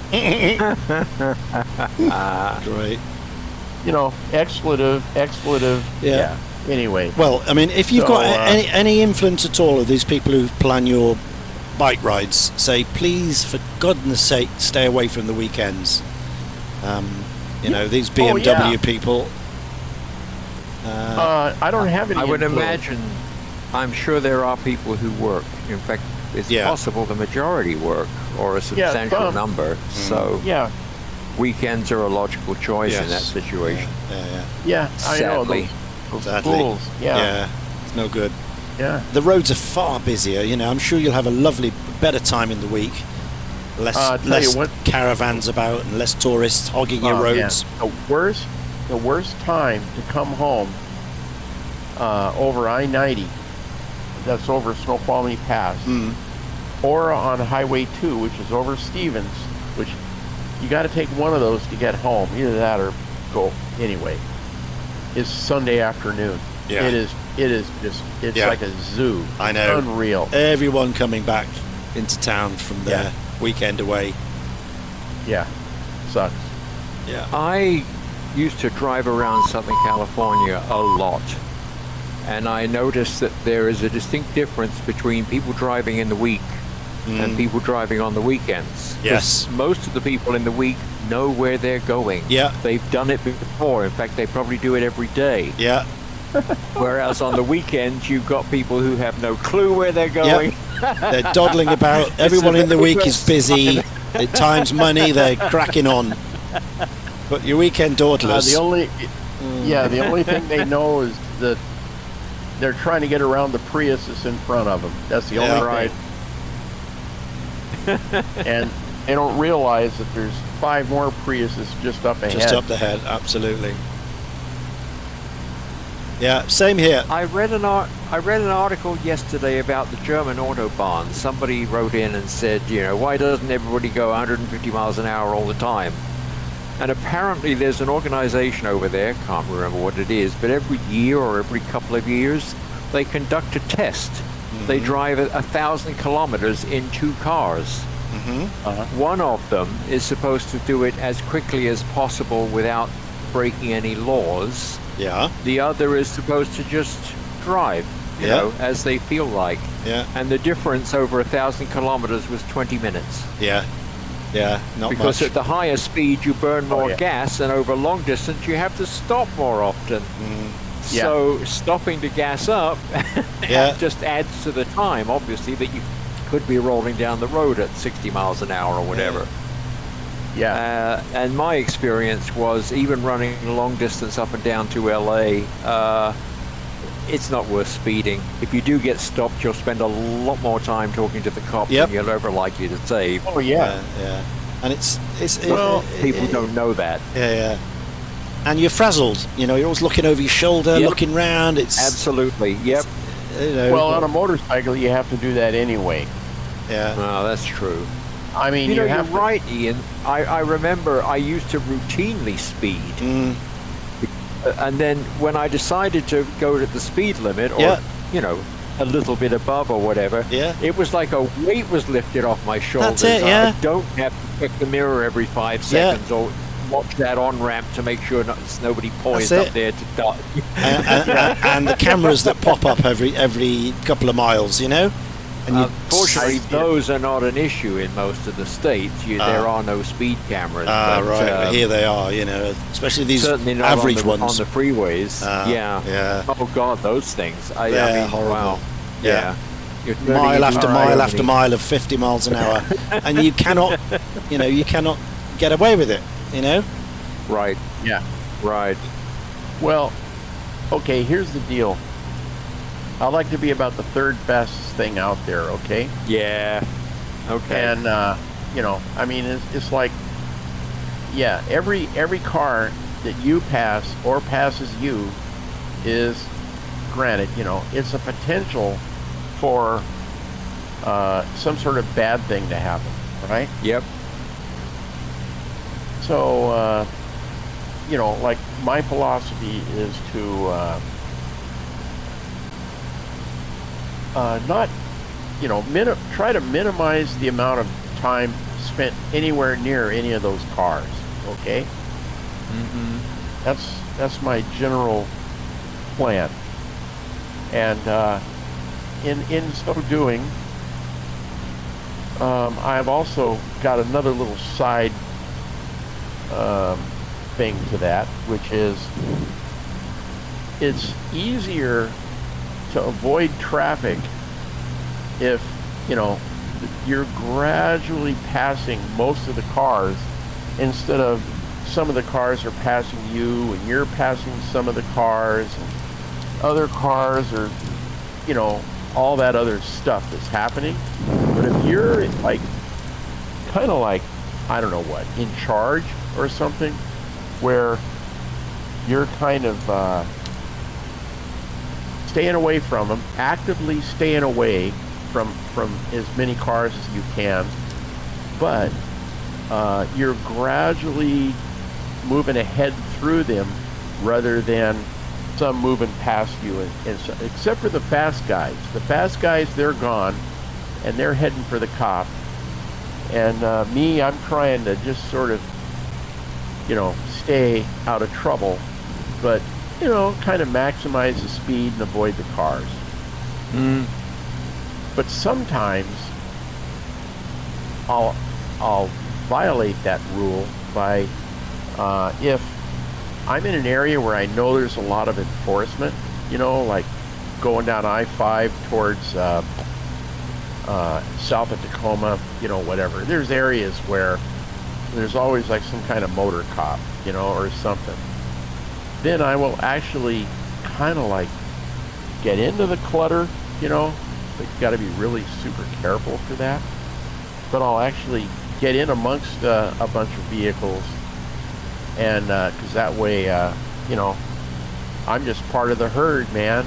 I'm not out there by myself where you can see me and pick me off, Right. Yeah. Anyway, that's my, philosophy.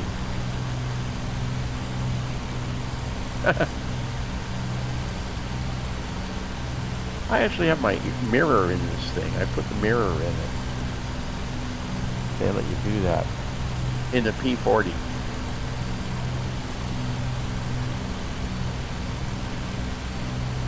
Yeah. Poor man's tail warning radar, I guess. Well, that's good to know. If you run a tank dry in this aircraft, the engine stops. Yes. But when you put it on another tank, Quickly flip it doesn't over, you'll be restart. fine. It doesn't Yeah. restart. Oh, really? It doesn't? Yeah. Well, you need to be that quick. sucks. You need to be fairly quick. A few seconds. Well, okay, but that's not true. You're in. I'm not in the A2A P-40. Ah, Does the wobble pump work? Nope. No, that's a decoration at this point. Oh, man. So when And, you do... Well, Gonna land right on now the beach? I'm descending. you'll have to land No and restart. surprise there. Yeah. Land and restart. Oh, man. Well, hey, maybe you'll be How able to funny. glide like... It started? Yeah, the rest of the way, sure. Damn it. That's annoying. Maybe you'll be able to glide like that Spitfire in. Right. Yes, I'll just get into ground effect and fly along the beaches all the way to wherever it is we're going. Yeah, Damn it. Yeah. Oh, that sucks. Right. Well, what we got to do? We've got to watch that Tom Cruise film about the drug running in the Aerostar, whatever it's called. Oh yeah, American. In Colombia. That's it. That's the one. In anticipation of the Aerostar drop. That's going to be the Right. movie. Well, I wonder if they'll have a livery of his airplane. I mean, that would Oh, be. I'm sure we why will. not? I'm sure we will. The first You'd have flight to I'm have going to that. take is in Colombia. There we are. Why not? Oh, Jiminy. Oh, I can see it now. There's going to be, of course, you'll be the only one that'll have one of those because Ratty refuses to get 2024, and I refuse to get either one. Yeah. So you'll be, and what I'll have to do is I'll have to find a fast twin, that I can put in P3D. All right. Who makes one? What is it? I think there's a really fast little Beechcraft. Yeah. Twin. Get the Just Flight Mosquito. There you go. There Beautiful you twin. go. Yeah. Surprised we haven't got it. It's lovely. It's fantastic. I love the Mosquito. Such a classic aeroplane. How is it relative? Like, say, how is it for like AccuSimness? What? The Mosquito? It isn't. It isn't. I know. But I'm just saying. It's crap. Like my C-47. All right, with AccuFeel, I would say is at least 75% as good as say if AccuSim had a C-47. Okay. So if I went on a quest for a P3D twin-engine recip airplane with similar performance to an Aerostar, and what is it, the authenticity or whatever, equivalent to what I have in the C-47, or the Beaver. I count the Beaver as pretty good. Okay. Then what would that be? I'm not sure.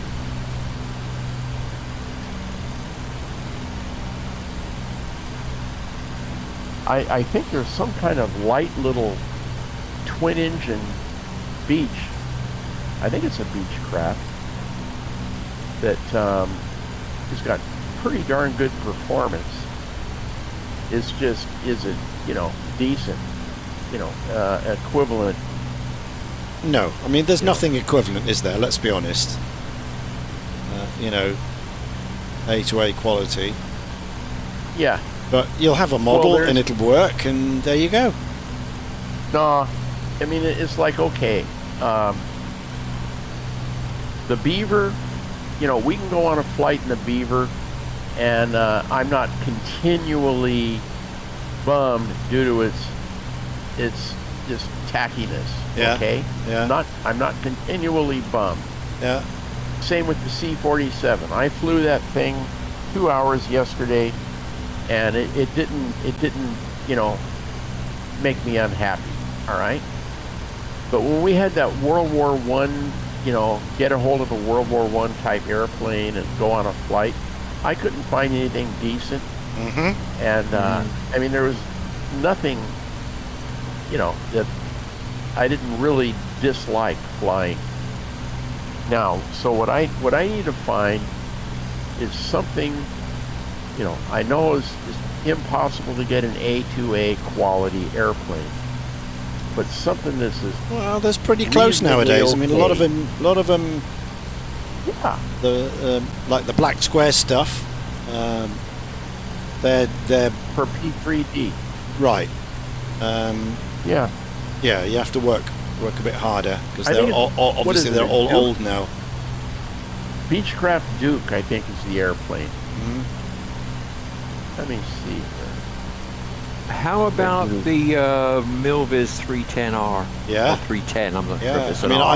I use the Yeah. the 441, the Cessna 441 twin.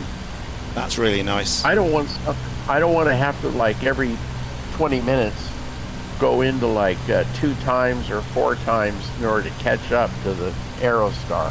you No, know? no, but that's quite fast. The 441 fly somewhere. And, the Mitsubishi. The Milviz stuff is free, Yeah. is it not? Yeah, I know it's free. P3D. That's Yeah. really cool. That's what I thought. Now Right. I'm not sure if the 310 is on that list, but it's worth checking out. yeah. Milviz I'm gonna freeware. I'm going to get the 310 for MSFS because that is definitely A2A quality. In Yeah, fact, there might yeah. be things on there that are Yeah. better. Yeah, it's like the it's like the black is it black square stuff? What do they call it? The I'm not sure. It Their might stuff. be Blackbird. But Blackbird, Blackbird is it? or Milviz in another. yeah, no, they're different. Okay, The guys then who have just released the Starship, those guys. Right. Whoever they are. Yeah.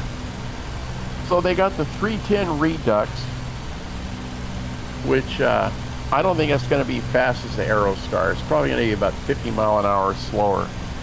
Nah. Huh? No. You don't think? I doubt it. No, I don't think so. You don't think so? It'll be slower, or you don't think? Oh, it'll be slower, but not 50 miles an hour. Oh, okay. And then there's hey, here's a twin P-38. Yeah. The There Lightning. you go. Yeah. Go. Yeah, no problem there. And then let's see. Here's Don't get the Mosquito. Get that. yeah. So there's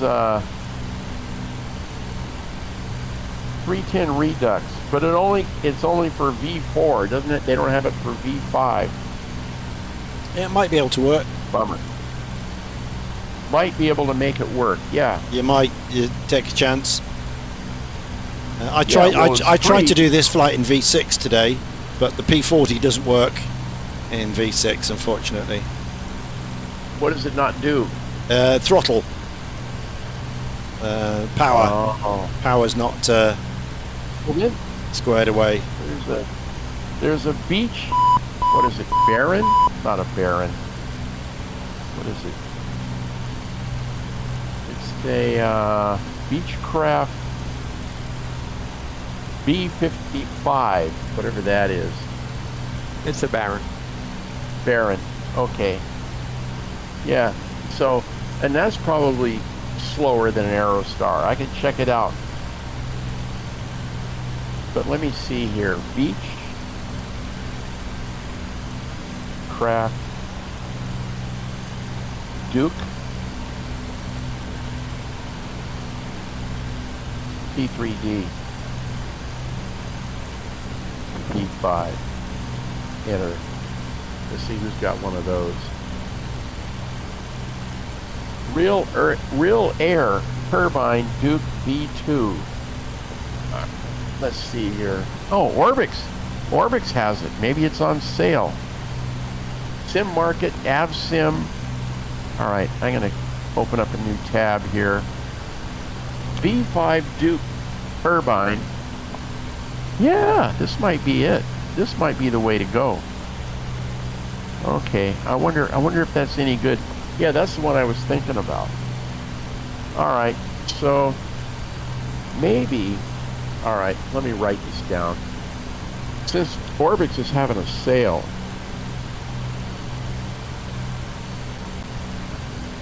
I might check this thing out after we get done flying. See if that's on sale. Yeah. Yeah.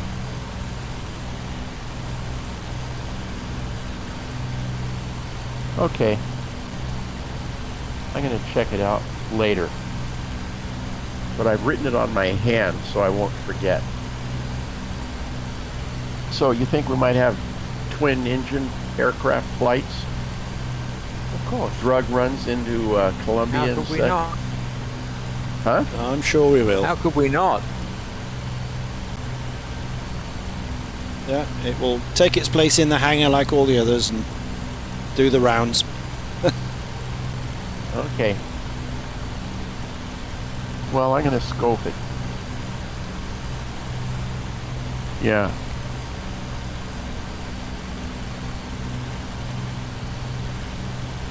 So they had the big TJ dance recital over the weekend while I was gone. Hooray, he says. And, I wasn't here for that. Oh dear. Shucky darns. Yeah, He missed really, it. I know. Oh, Paco. Oh, dear, dear, dear. Oh, shucky darns. Yeah. However, I had a pretty cush job. You know, and it was kind of fun. I get to help up on the catwalk. I mean, this is high school auditorium.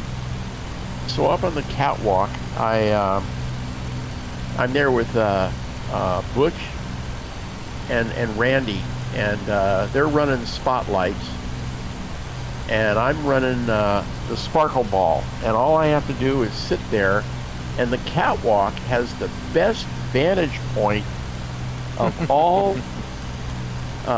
Is the best seat in the house because you have the perfect angle of view when all those beauties are out there dancing, you know, and bouncing around and stuff. All right, the adult dancers, of course. That's what I'm talking about. Oh, of course. Yeah. And anyway, so you know, we're up there, Butch and Randy and myself. And all I have to do is when the tech notes say, you know, at this point in the song, sparkle ball, and then sparkle ball off, you know, at this other point. And I click the switch, sparkle ball comes on, and then when, you know, that's all I do. It's great, you know. Anyway, they always have a big barbecue in August, where everybody gets to come out to Butch and Janie's place. It's just totally idyllic. It's like, oh, hey, an airport. Do they have a control tower? Let's see. They must. It looks like a big enough airport for a control tower. Let's see here. Oh, mixture. Let's go to Auto Rich. Yeah, let's have a little fun with this.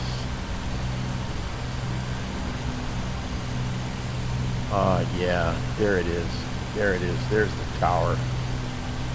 All right.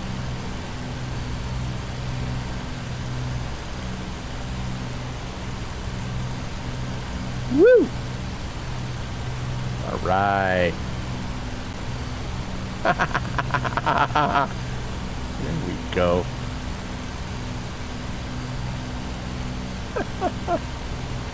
Yeah. I'll post the picture.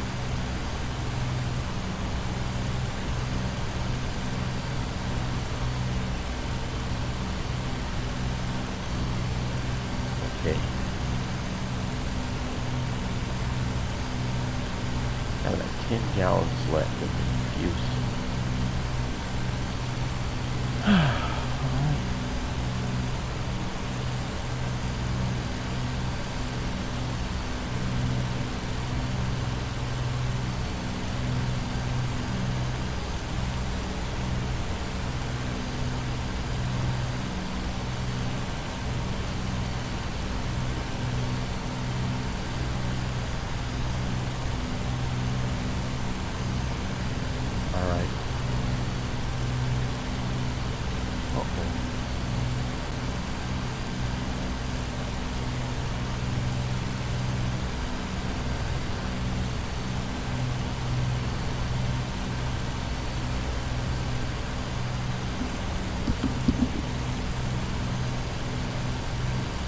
There we are. Be right back. More coffee needed.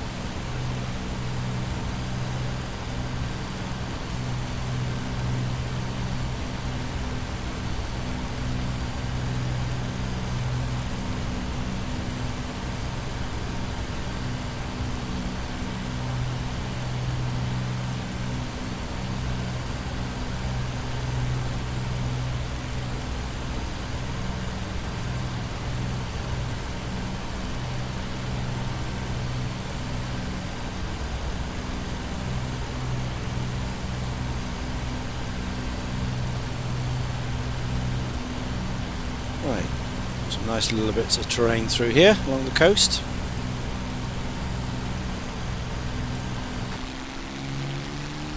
There we go, there's southern Greece. Or, no, it's northern Greece, isn't it? Northern Greece.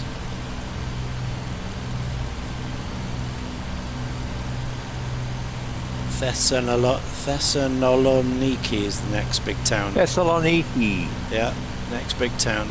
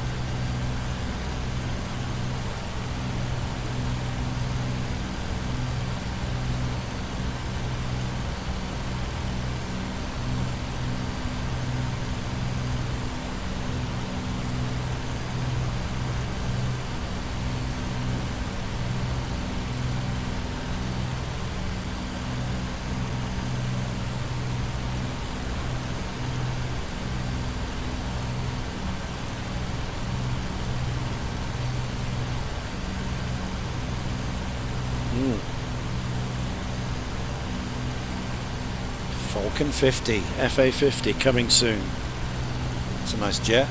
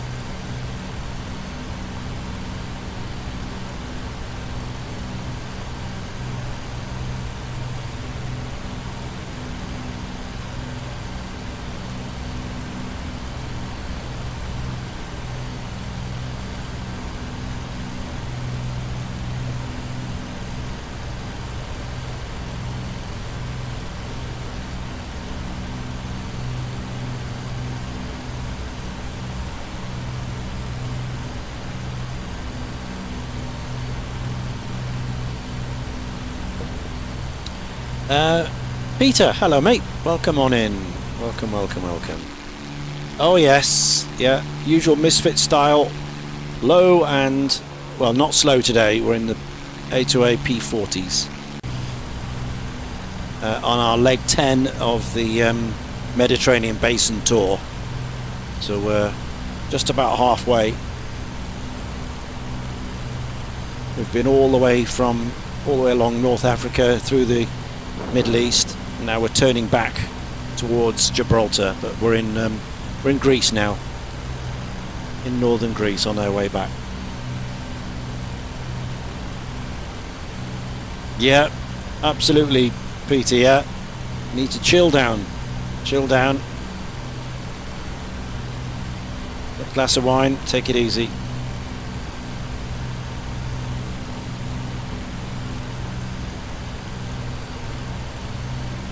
I'm watching the watch parties from Flight Sim Expo. We've had some interesting presentations today, new products and things. It's still going. Lightning. Got some lightning. Oh, okay. Yeah. I've got nothing here. It's a lovely day. Very, very calm. Yet, Yeah, same.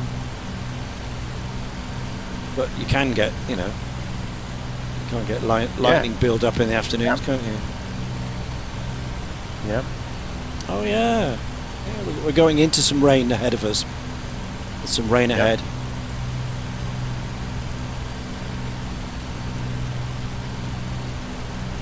Light turbulence here. P3DV5 at 15. Light turbulence.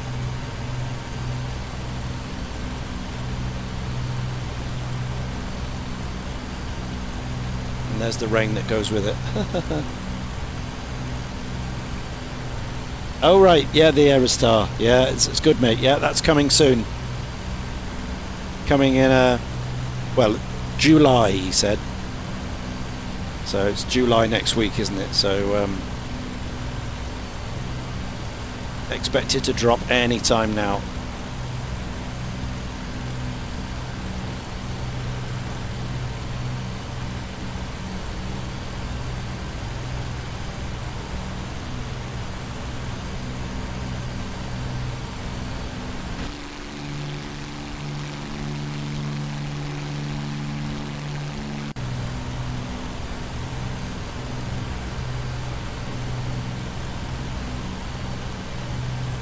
So hey, Ratty, how did you resolve your fuel problem? Oh, I just teleported to the next airport. Yep, see you later, Peter. All the best, mate.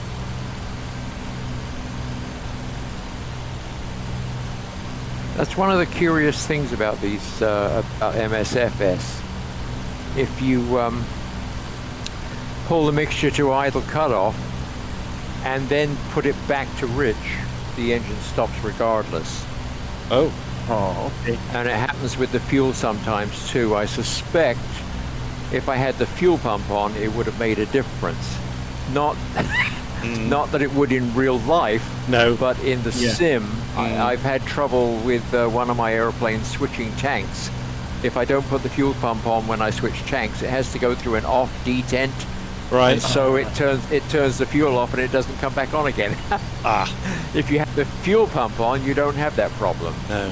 So again, I'm not sure that it doesn't really work that way in real life, but it's one of those things you have to do to make the thing work. Yeah. Well, I've seen Scott where he has written that in changing the fuel tanks on the Comanche, you flip the fuel pump on. Oh, absolutely. I do that routinely. That's we do the that book with the you do? Mustang, with many airplanes. Most. Yeah. Well, I'm sure it's kind of standard practice. I haven't been doing it on the Comanche. What I always do is I reach down, I flick the other tank on, and then I flip the other tank off, So you've always got some fuel going. Yeah, I always got one of them on. Either one or both of them are on. Yeah. But I haven't seen any difference whether I use the fuel pump or not, so I haven't been using it. Yeah. Yeah. That's okay. It's like in these where you've physically got one lever and you've got to switch between the tanks. You can't have them both while you lose one. You can in the Comanche. Well, this thing doesn't have any electric fuel pump though. At least the B model does not. Some of the later models, especially with like the Rolls Royce, or not Rolls Royce, but with the Packard Merlin, who knows, they might have electric fuel pumps on them. They were making all kinds of changes on these as they got into the later models.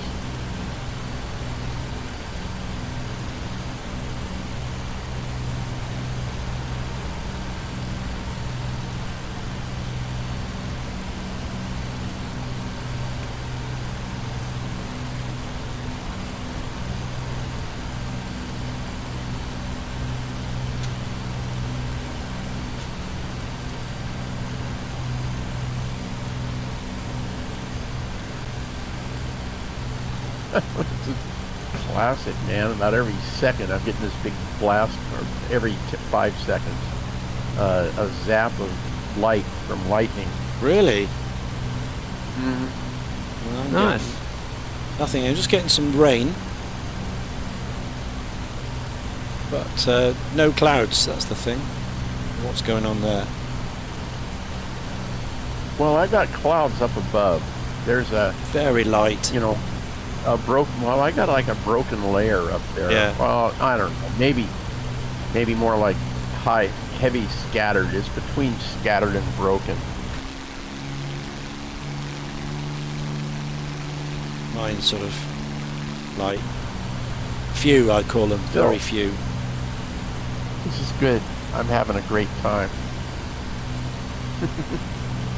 Good.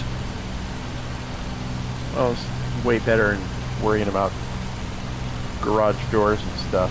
Yeah.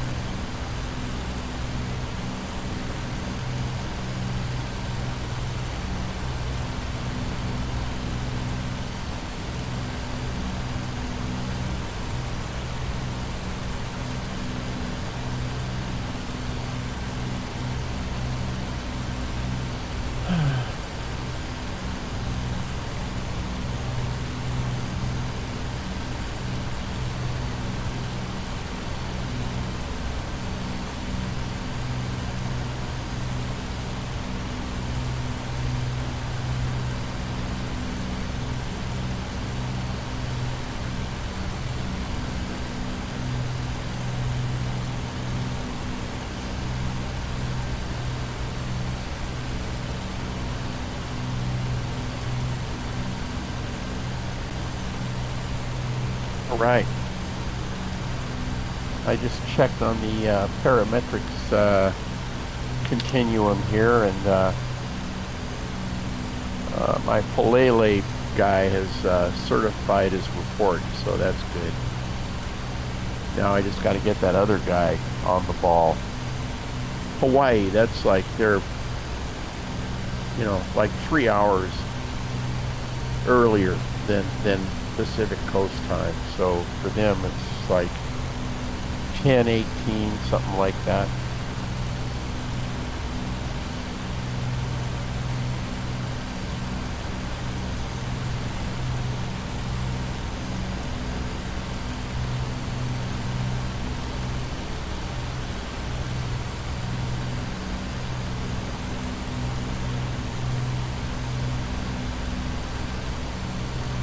Yeah, it's a little bit bumpy up here.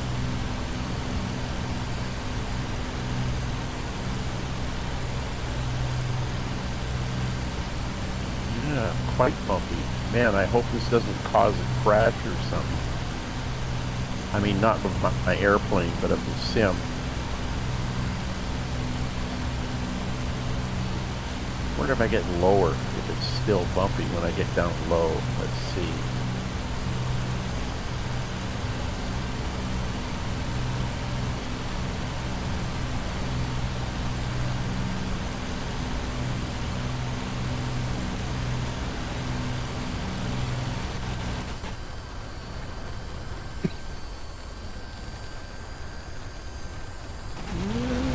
Still kind of bumpy.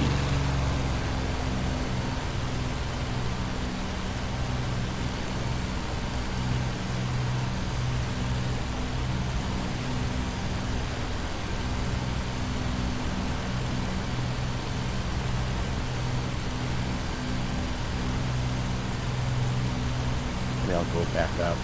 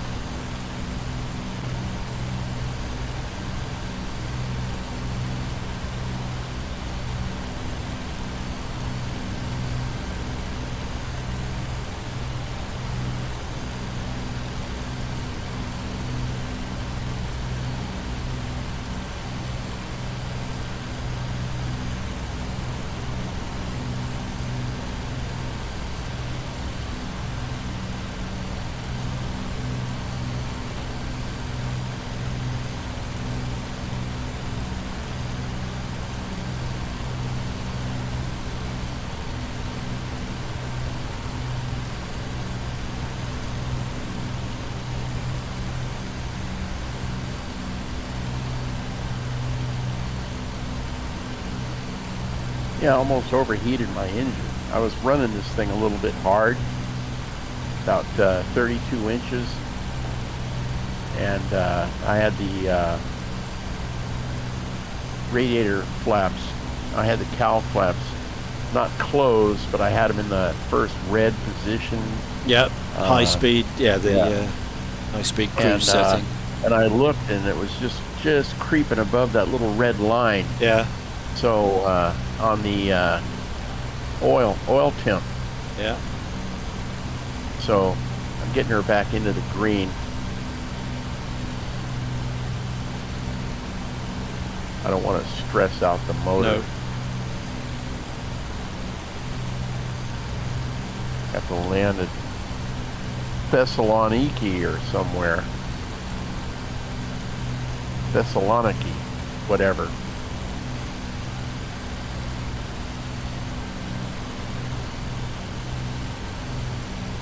Okay, we're making a turn up here.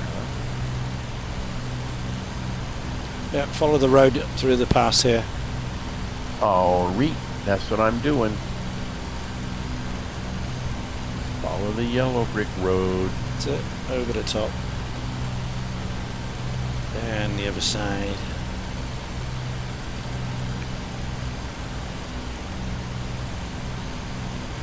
And there is Thessaloniki. Down there on the left. It's a big town. Big city. Greek city.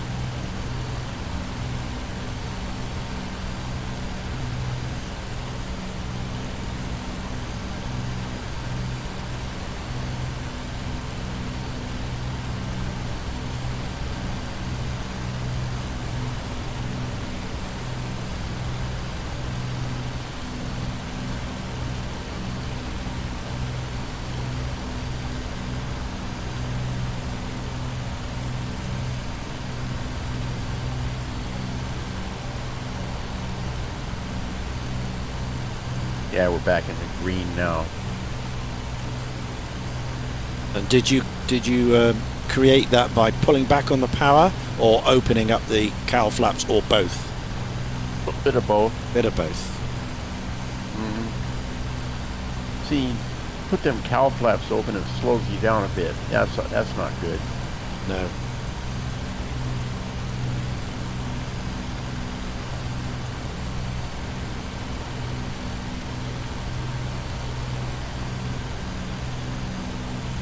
Sort of like on the motorcycles, you know, when you have the saddlebags on.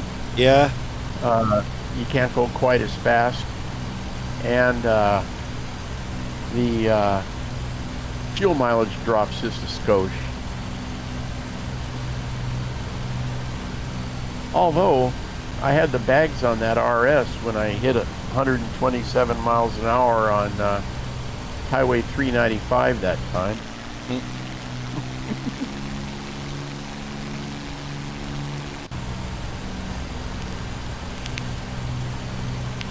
Coming into the rain now, and I've got the bits of lightning and stuff. So, Yeah. as it was forecast on an active sky. Yeah.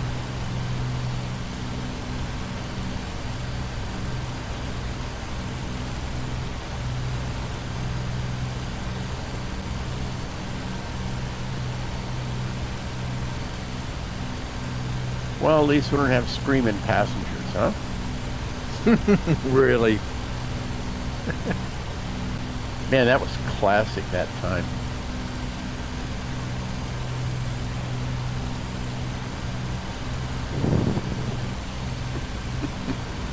Next presentation, more on hardware, flight sticks and things.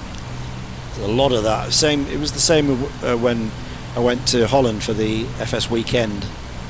You know, I'd say 8 out of 10 booths were all hardware. Well, you've got to have the latest set of rudder pedals. That's it. The newest yoke. Yeah. That's it. That's the Yeah. one. Yeah, they would capitalise on it from, you know, you won't believe it, but there was specialist flight sim mice, would you believe? And then marketed Yeah, I would. marketed as perfect for the flight sim community. There was nothing. It was just a standard Wow. mouse with a flight sim badge on, an aeroplane logo. There's nothing different on it at all. Oh, Absolute. no, there's gotta be something Yeah. inside. I mean, there's Got to be something. Yeah, that's what they have you believe, but no. No. Wow. Special reaction, kinda- you know, special Yeah. hand reaction for flight simming. Smoothness. Oh, dear. I'm kind of waiting for my headphones to give out. They're working fine, you know, transmit, receive. But the mic, the boom mic thing is a plastic, and there's some kind of spring that it used to hold it up, and then it would let it come down type of deal. And I think that spring is busted, so it just kind of, you know, it there's no tension to it. It just it flips up. Maybe it'll drop down all on its own. And I'm thinking, you know, maybe get one from they're about $100 now. I don't know. If this one gives out, I'll get another one.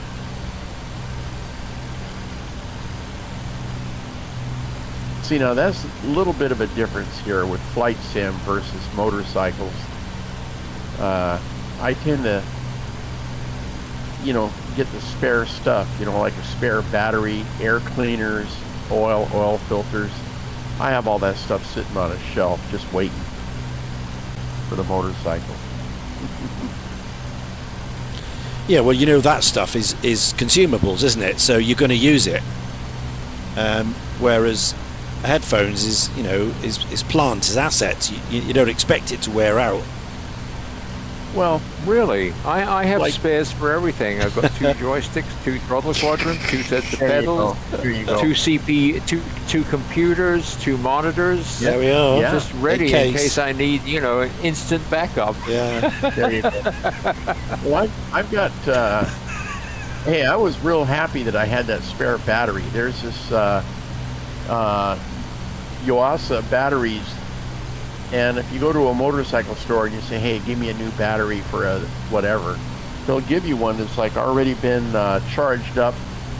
Maybe you want to put a final charge on it before you install it, you know. But if you order one, you order the kind that comes with with the acid that you add, okay? And it's easy to do. It's not messy. There's no danger to speak of, provided you follow the instructions. But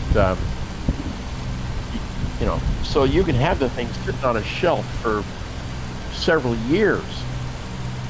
And when finally you decide you need to replace your battery, then you take this thing out and you put the acid in it, let it set the recommended time, top up, charge it up. It has, I don't know, no charge to speak of.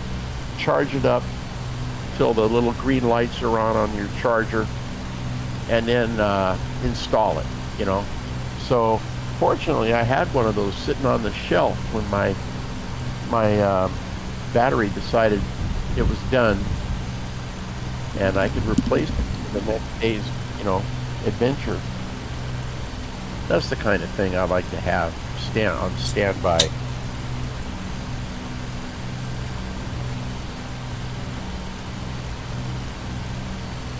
Let's see here. Yeah, I'm doing okay. This is a great flight. P-40s. All right.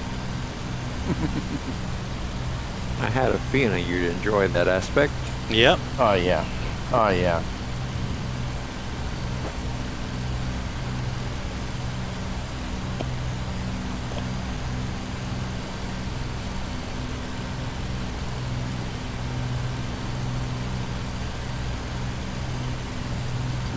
Oh yeah, we're fine. Temperature-wise, it's good. Let's see, fuel. Yeah, we're okay. We've still got about 38 gallons in the main. That's good. Yeah, I'm just approaching down to 40. I finished the fuselage. Just getting towards 40 on the mains. And then of course we have the reserve, so we'll be fine. Yep.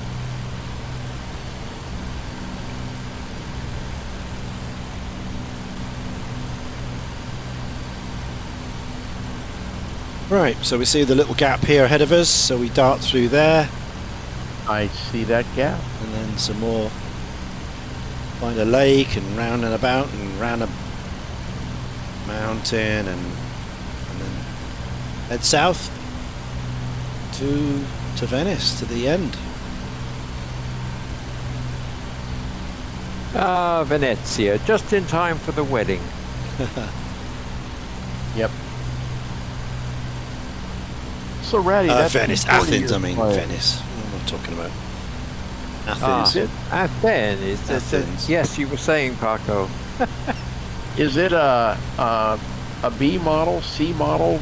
You know, It's looks it's like a the early it's a model. B. It's Huh? a B. It's Yeah. a B. Okay. Won't carry a drop tank. Yeah. Well, that's a B model. Yeah. Now, for some reason, it does have an electric fuel pump. Well, there you go. There's a switch for it, so. But I Well. can't speak for its authenticity. Although you'd think they would have, if they reproduced the cockpit of a B, that they, yeah. I don't think they deliberately put a fuel pump switch in there where there wasn't one. No. So maybe it had one. It could be that at some point they put one in it, you know, but Yeah. I don't know. And then decided they didn't need it or something. But you know, there's all sorts of stuff like that. It's like early Spits with the electric starter, and then Yeah. then they went to cartridge for some reason. Go Yeah. figure. Because you didn't need the accumulator. A lot easier to start Right. for action. You know, they needed to get scramble. Right. And those few seconds while they hooked up the Yep. accumulators Good point. and Yep. unhooked it and all the rest of it. Whereas Yep. a shotgun cartridge, boom, you stand alone, aren't you? You don't need any ground Yep. carts. True. And if it's not going to start, it won't make any difference whether you've got a card on there Absolutely. or Yeah. not. It's all about spinning the prop. And Yeah. both work really well. And you're right, Yeah. the cartridge is right there on demand. Yeah, so absolutely. that makes a lot of sense. Yeah. Yeah. When seconds count, you know, you get Yep. in the air.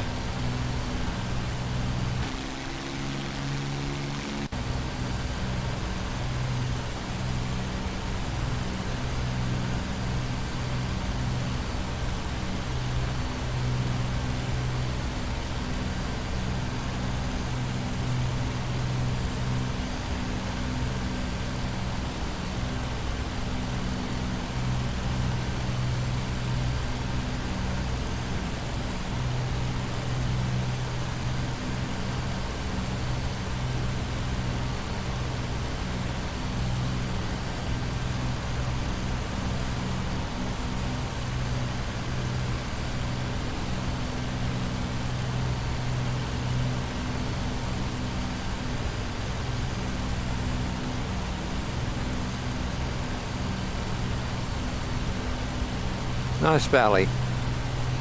Yeah. Yeah. Yeah. Perfect for this. Very nice. Oops, pylons. Whee!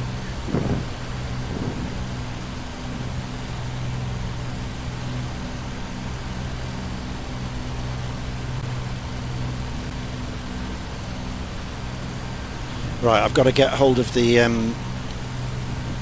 Microsoft FS 2020 version of Join FS now.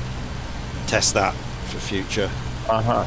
Because Yeah. I haven't got it yet, so I must pick that up and do some tests. I've got Active Skies working, got that in 24, so that's all good. Obviously we don't have Chase Plane yet, but it's coming. you know, one of the things they said on this product release. They're actively working on it, and it's going to have some new features as well that even 2020 doesn't have yet. There are some import-export things, some more camera views, some more on the cinematics. Choosing cameras, which you can do from now, but you've got more cinematics within cinematics. So if you've got like cockpit views, rather than just a standard straightforward shot, they'll actually pan. They'll actually pan until you move on to the next one. So it looks really nice. And zoom in. You know, you can zoom and pan in each of the cinematic shots before you move to the next one. Right. So that's coming. There was a few other things as well that I just heard in the background, but I'm trying to fly Not this a as power well. user. You know, I had issues with, well, I'm not sure whether it was Track IR or Chase Plane. I uninstalled both and reinstalled both, and frankly, I was quite happy with just Track IR. I don't really have any use for external cameras and so on. It doesn't interest me, so I never bothered to reactivate Chase Plane. Yeah. Not my thing.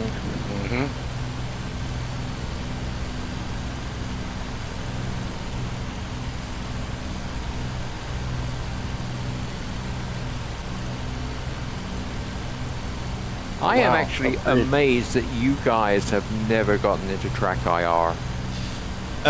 I did. I had Track IR, and then I had Track Hat, is what they called it. Yeah.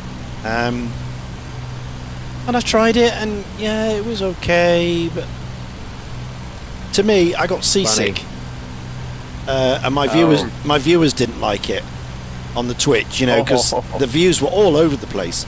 When you're flying yourself, you've got like a subconscious, I'm going to turn left here, so you're ahead of it already, so you know what you're doing. But when you're suddenly watching something and the camera flips really quick and you've got no idea what's going on as you look left, it's kind of very off-putting, very unnerving. That's because you have to move your head differently when you're on camera. Yes, yeah. You know, it's very different thing. That's something that just made me think of something, which is sometimes when I'm on the motorcycle, it's almost like I'm in the sim, okay? Except I'm not. And I mean, right here, there's no chance of dying, okay, for real. But on the motorcycle, there's a pretty significant chance. Yeah, absolutely there is. You can't like, like think, oh, I'm in the sim, because you're not. You're definitely not, okay? Well, I think that if I had Track IR and I got used to moving my head, so that the camera, the view on the screen would move exactly how I wanted it to move, then head on a swivel out on the road on the bike would be different, and I wouldn't want to. Seriously? And I wouldn't want to have the potential for like screwing that up. Okay, well, let me tell you, in my experience, when I drive, my head is on a swivel. Yeah. And I use Track IR whenever possible, which is like all the time, and I've never noticed it. Not driving. Never noticed it. Yeah, no, I use it when I drive too. Oh. No, and I've never noticed a crossover between the two. Okay. The thing with Track IR is, one, you have to set up the curves to something that works for you, and that's a very subjective thing. Yeah. You can change the rate at which the view changes. Yeah. And the other thing is that you have to kind of get used to it, but you see, I had it for FSX, and I hated it. And then I don't remember whether it was an FSX or P3D. I thought, I should try that again. And I fell in love with it. It's absolutely amazing. And I hate flying without it, as I am at the moment. It's just so damned immersive. And you just get used to how much you need to turn your head to look in a particular place. Yep. Yeah. I find it invaluable when you're reaching down for a cockpit control that I don't have allocated to a switch or something. Just moving your viewpoint. It's, I don't know. Well, it becomes automatic, but it takes a little practice. Yeah. I got my right thumb pretty well trained, and I use the China hat. And, Oh no. Before I had Track IR, of course I had the China hat and blah blah blah. I'm just saying, once I got into it, it's like a completely different experience. Yeah.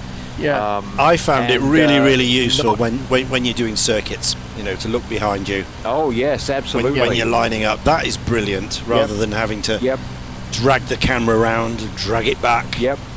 Absolutely, and you can look exactly where you want to, so you're not dependent on the coolie hat stopped there. That's not quite the angle I wanted. That's right. And then if you're in the Cessnas in the high wings, you can't. You've got to get the camera underneath the wing to see it, etc., etc.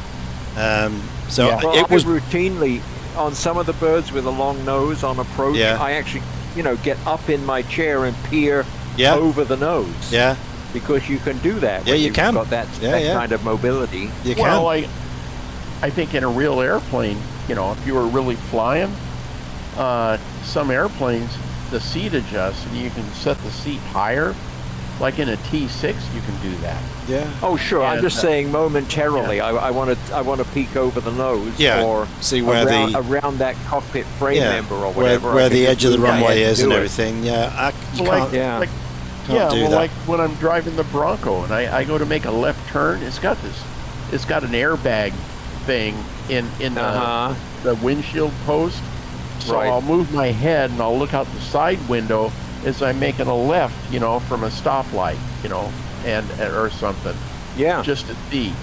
And you can do that probably easier with Track IR. You move your head back. Yes, because you can move your head backwards and sideways and even twist it, whatever. Yeah. And you can probably hunker down a little bit. Just see out the window, move your head forward. Yeah, absolutely. You can. You can do all of that. You can do all of that. Yeah. I can appreciate that. Yeah. It's very good. When I used it for that. The air is a lot nicer. It's a lot less choppy now. Well, that's good. Yeah. But I just stopped using it, as I say, for the streaming. So. Right. I know what it's like when I'm watching someone with it on. You've got no control. You don't know when it's coming, and it freaks you out. It's not great. Well, I'm watching, say, Growling Sidewinder when he's flying a Focke-Wulf against a P-47. I was watching that. They were having a, duel in the sky, so to speak. Mm-hmm. And, you can see when he's going vertical and he's pulling, and you can see where he looks up and he's looking out through the top of the canopy, trying to make sure he maintains eye contact on the opponent.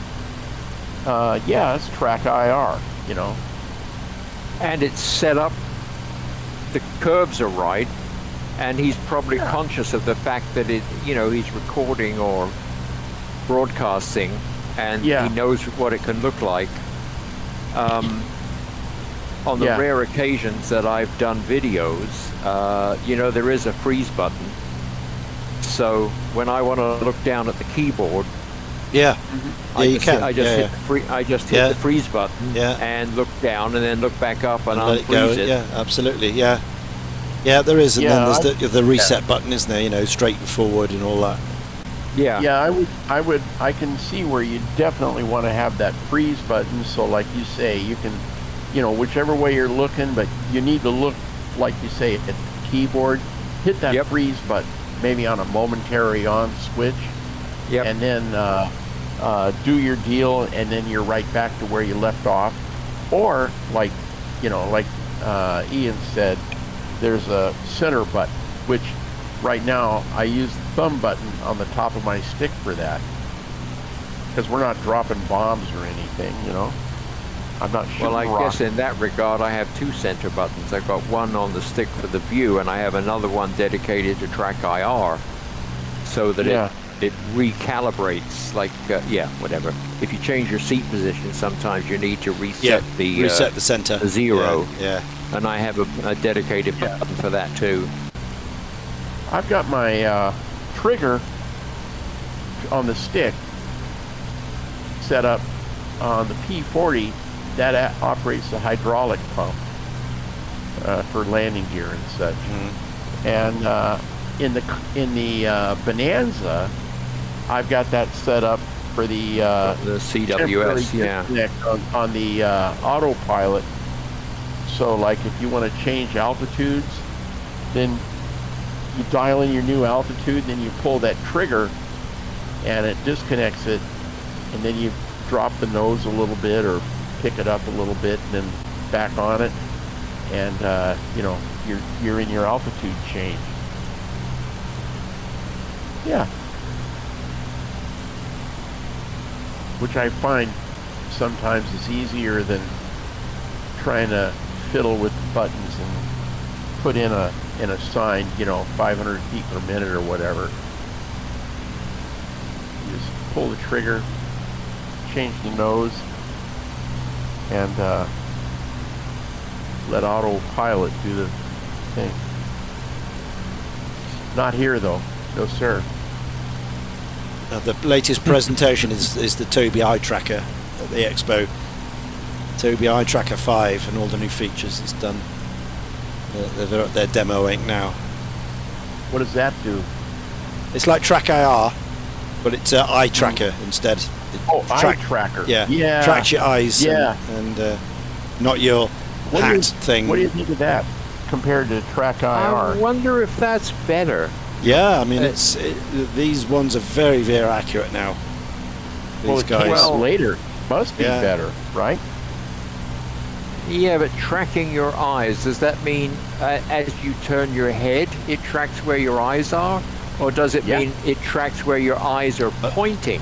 Probably looking, yeah. It's where I'm not sure. Where you're pointing, surely. Where you're looking at. I don't know. It's kind of one and the same, because you tend to turn your head to where you want to look. Yeah. But, whatever. Yeah, I've never got into it, so I don't know the ins and outs. Well, now we're headed. You know what? It's one more fancy gimmick to sell to flight sim enthusiasts who need more stuff to feel good about themselves. I get absolutely. Well, now we're headed towards another airport, right? We are. Larissa. Yeah. The town of Larissa's Larissa. going to get a little wind blowing up her skirt here when I come by. Because I'm gonna buzz the tower on this one. I've been buzzing all the airports. I've been quite right too. We have a reputation to maintain. Yeah. Yeah. So let me see here. Go to Auto Ridge, because we're gonna probably want to put in a little tower. Oh, wing on now. Wing. Yeah. These guys are really disrupting the market with their kit. Who? Win. Win. Win. W-I-N, then wing. There comes the DGXI error. Crashed. There we are. Yeah, there we are. Sorry, man. Yeah, we're done. Well, take off from Larissa. Yeah, no, I'm not going to start again now. We're nearly finished, aren't we? And how long is it going to last this time? Yeah, I mean you had a good run on the third try. Yeah, that's 3 times in a row now. So I'm gonna go back and dial back to an older driver, but that's going to take some time. So I'm not going to do it now. So yeah, there we are. I'm sorry, man. Yeah, well, that's what happens, isn't it? You mess things, you try and fix one thing and you break something else. Uh, We've probably only got about Wow. we got about 20 minutes left or something. I don't know. It's not far. yeah, Not far. I don't know. Yeah, I don't but have my GTN to Yeah. get the exact I think it's minutes. about then. It's about 20 minutes. So by the time I've got going, it's like 15 minutes. It's not worth it. I'd rather just crack on and get this driver sorted out. Yeah. Yes. Okay. Right, so folks on the stream, I won't let you watch all that, so I'm going to send you off somewhere. Well, we'll, as they say, Allison. Charlie Mike here. Yeah. Let's continue the mission. All right, put this baby back into auto lean, save a little bit of gas. Good, Alison There we Johnson. are. Yeah, I'm working tomorrow. I've got a football game tomorrow, but I'll be back on Sunday for our Berlin airlift job. So we'll see you then.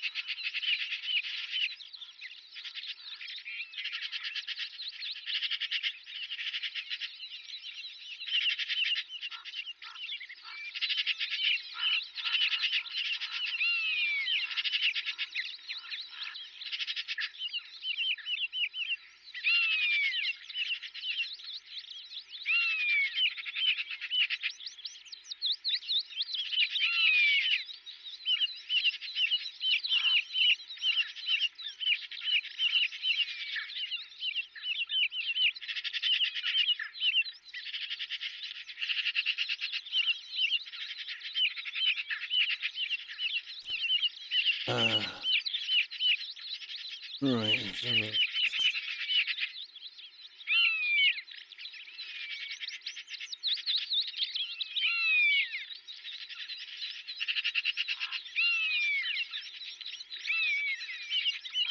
Oh yeah, of course I will. Yeah, I'm staying with you.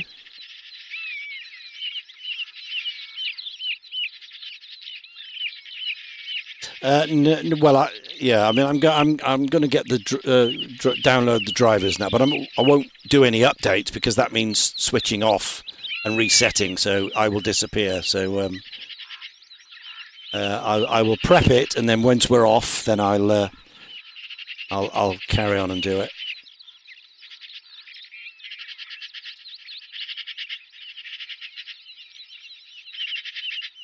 Nope. But when you restart, when I'm restart, yeah.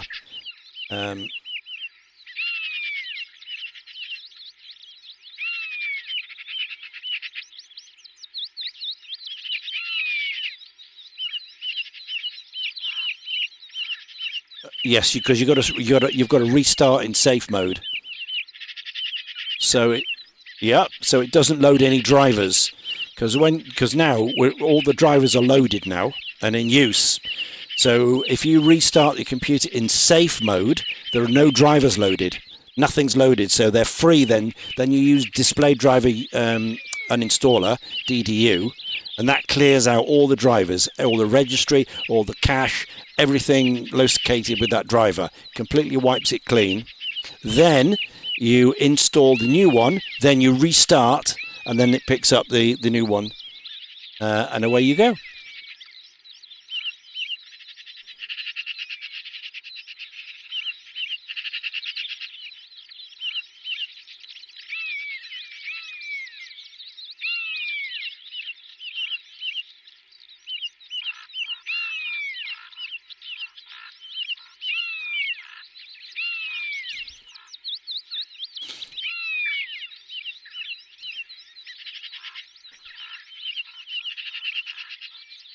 Yeah. Yeah. Yeah.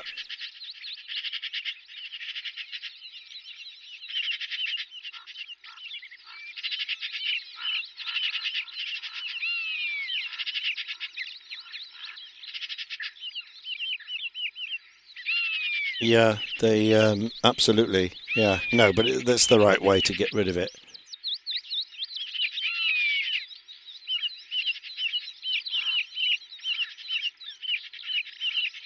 It leaves stuff in the background. Yeah, yeah, yeah, yeah. You've got registry ones. You've got stuff in the cache. You've got folders that the previous one made.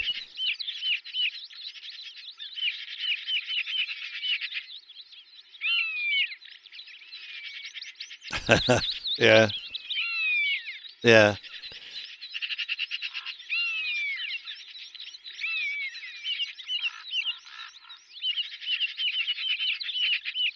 yeah,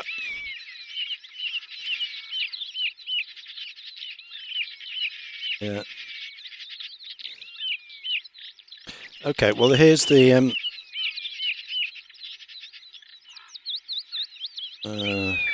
link for DDU.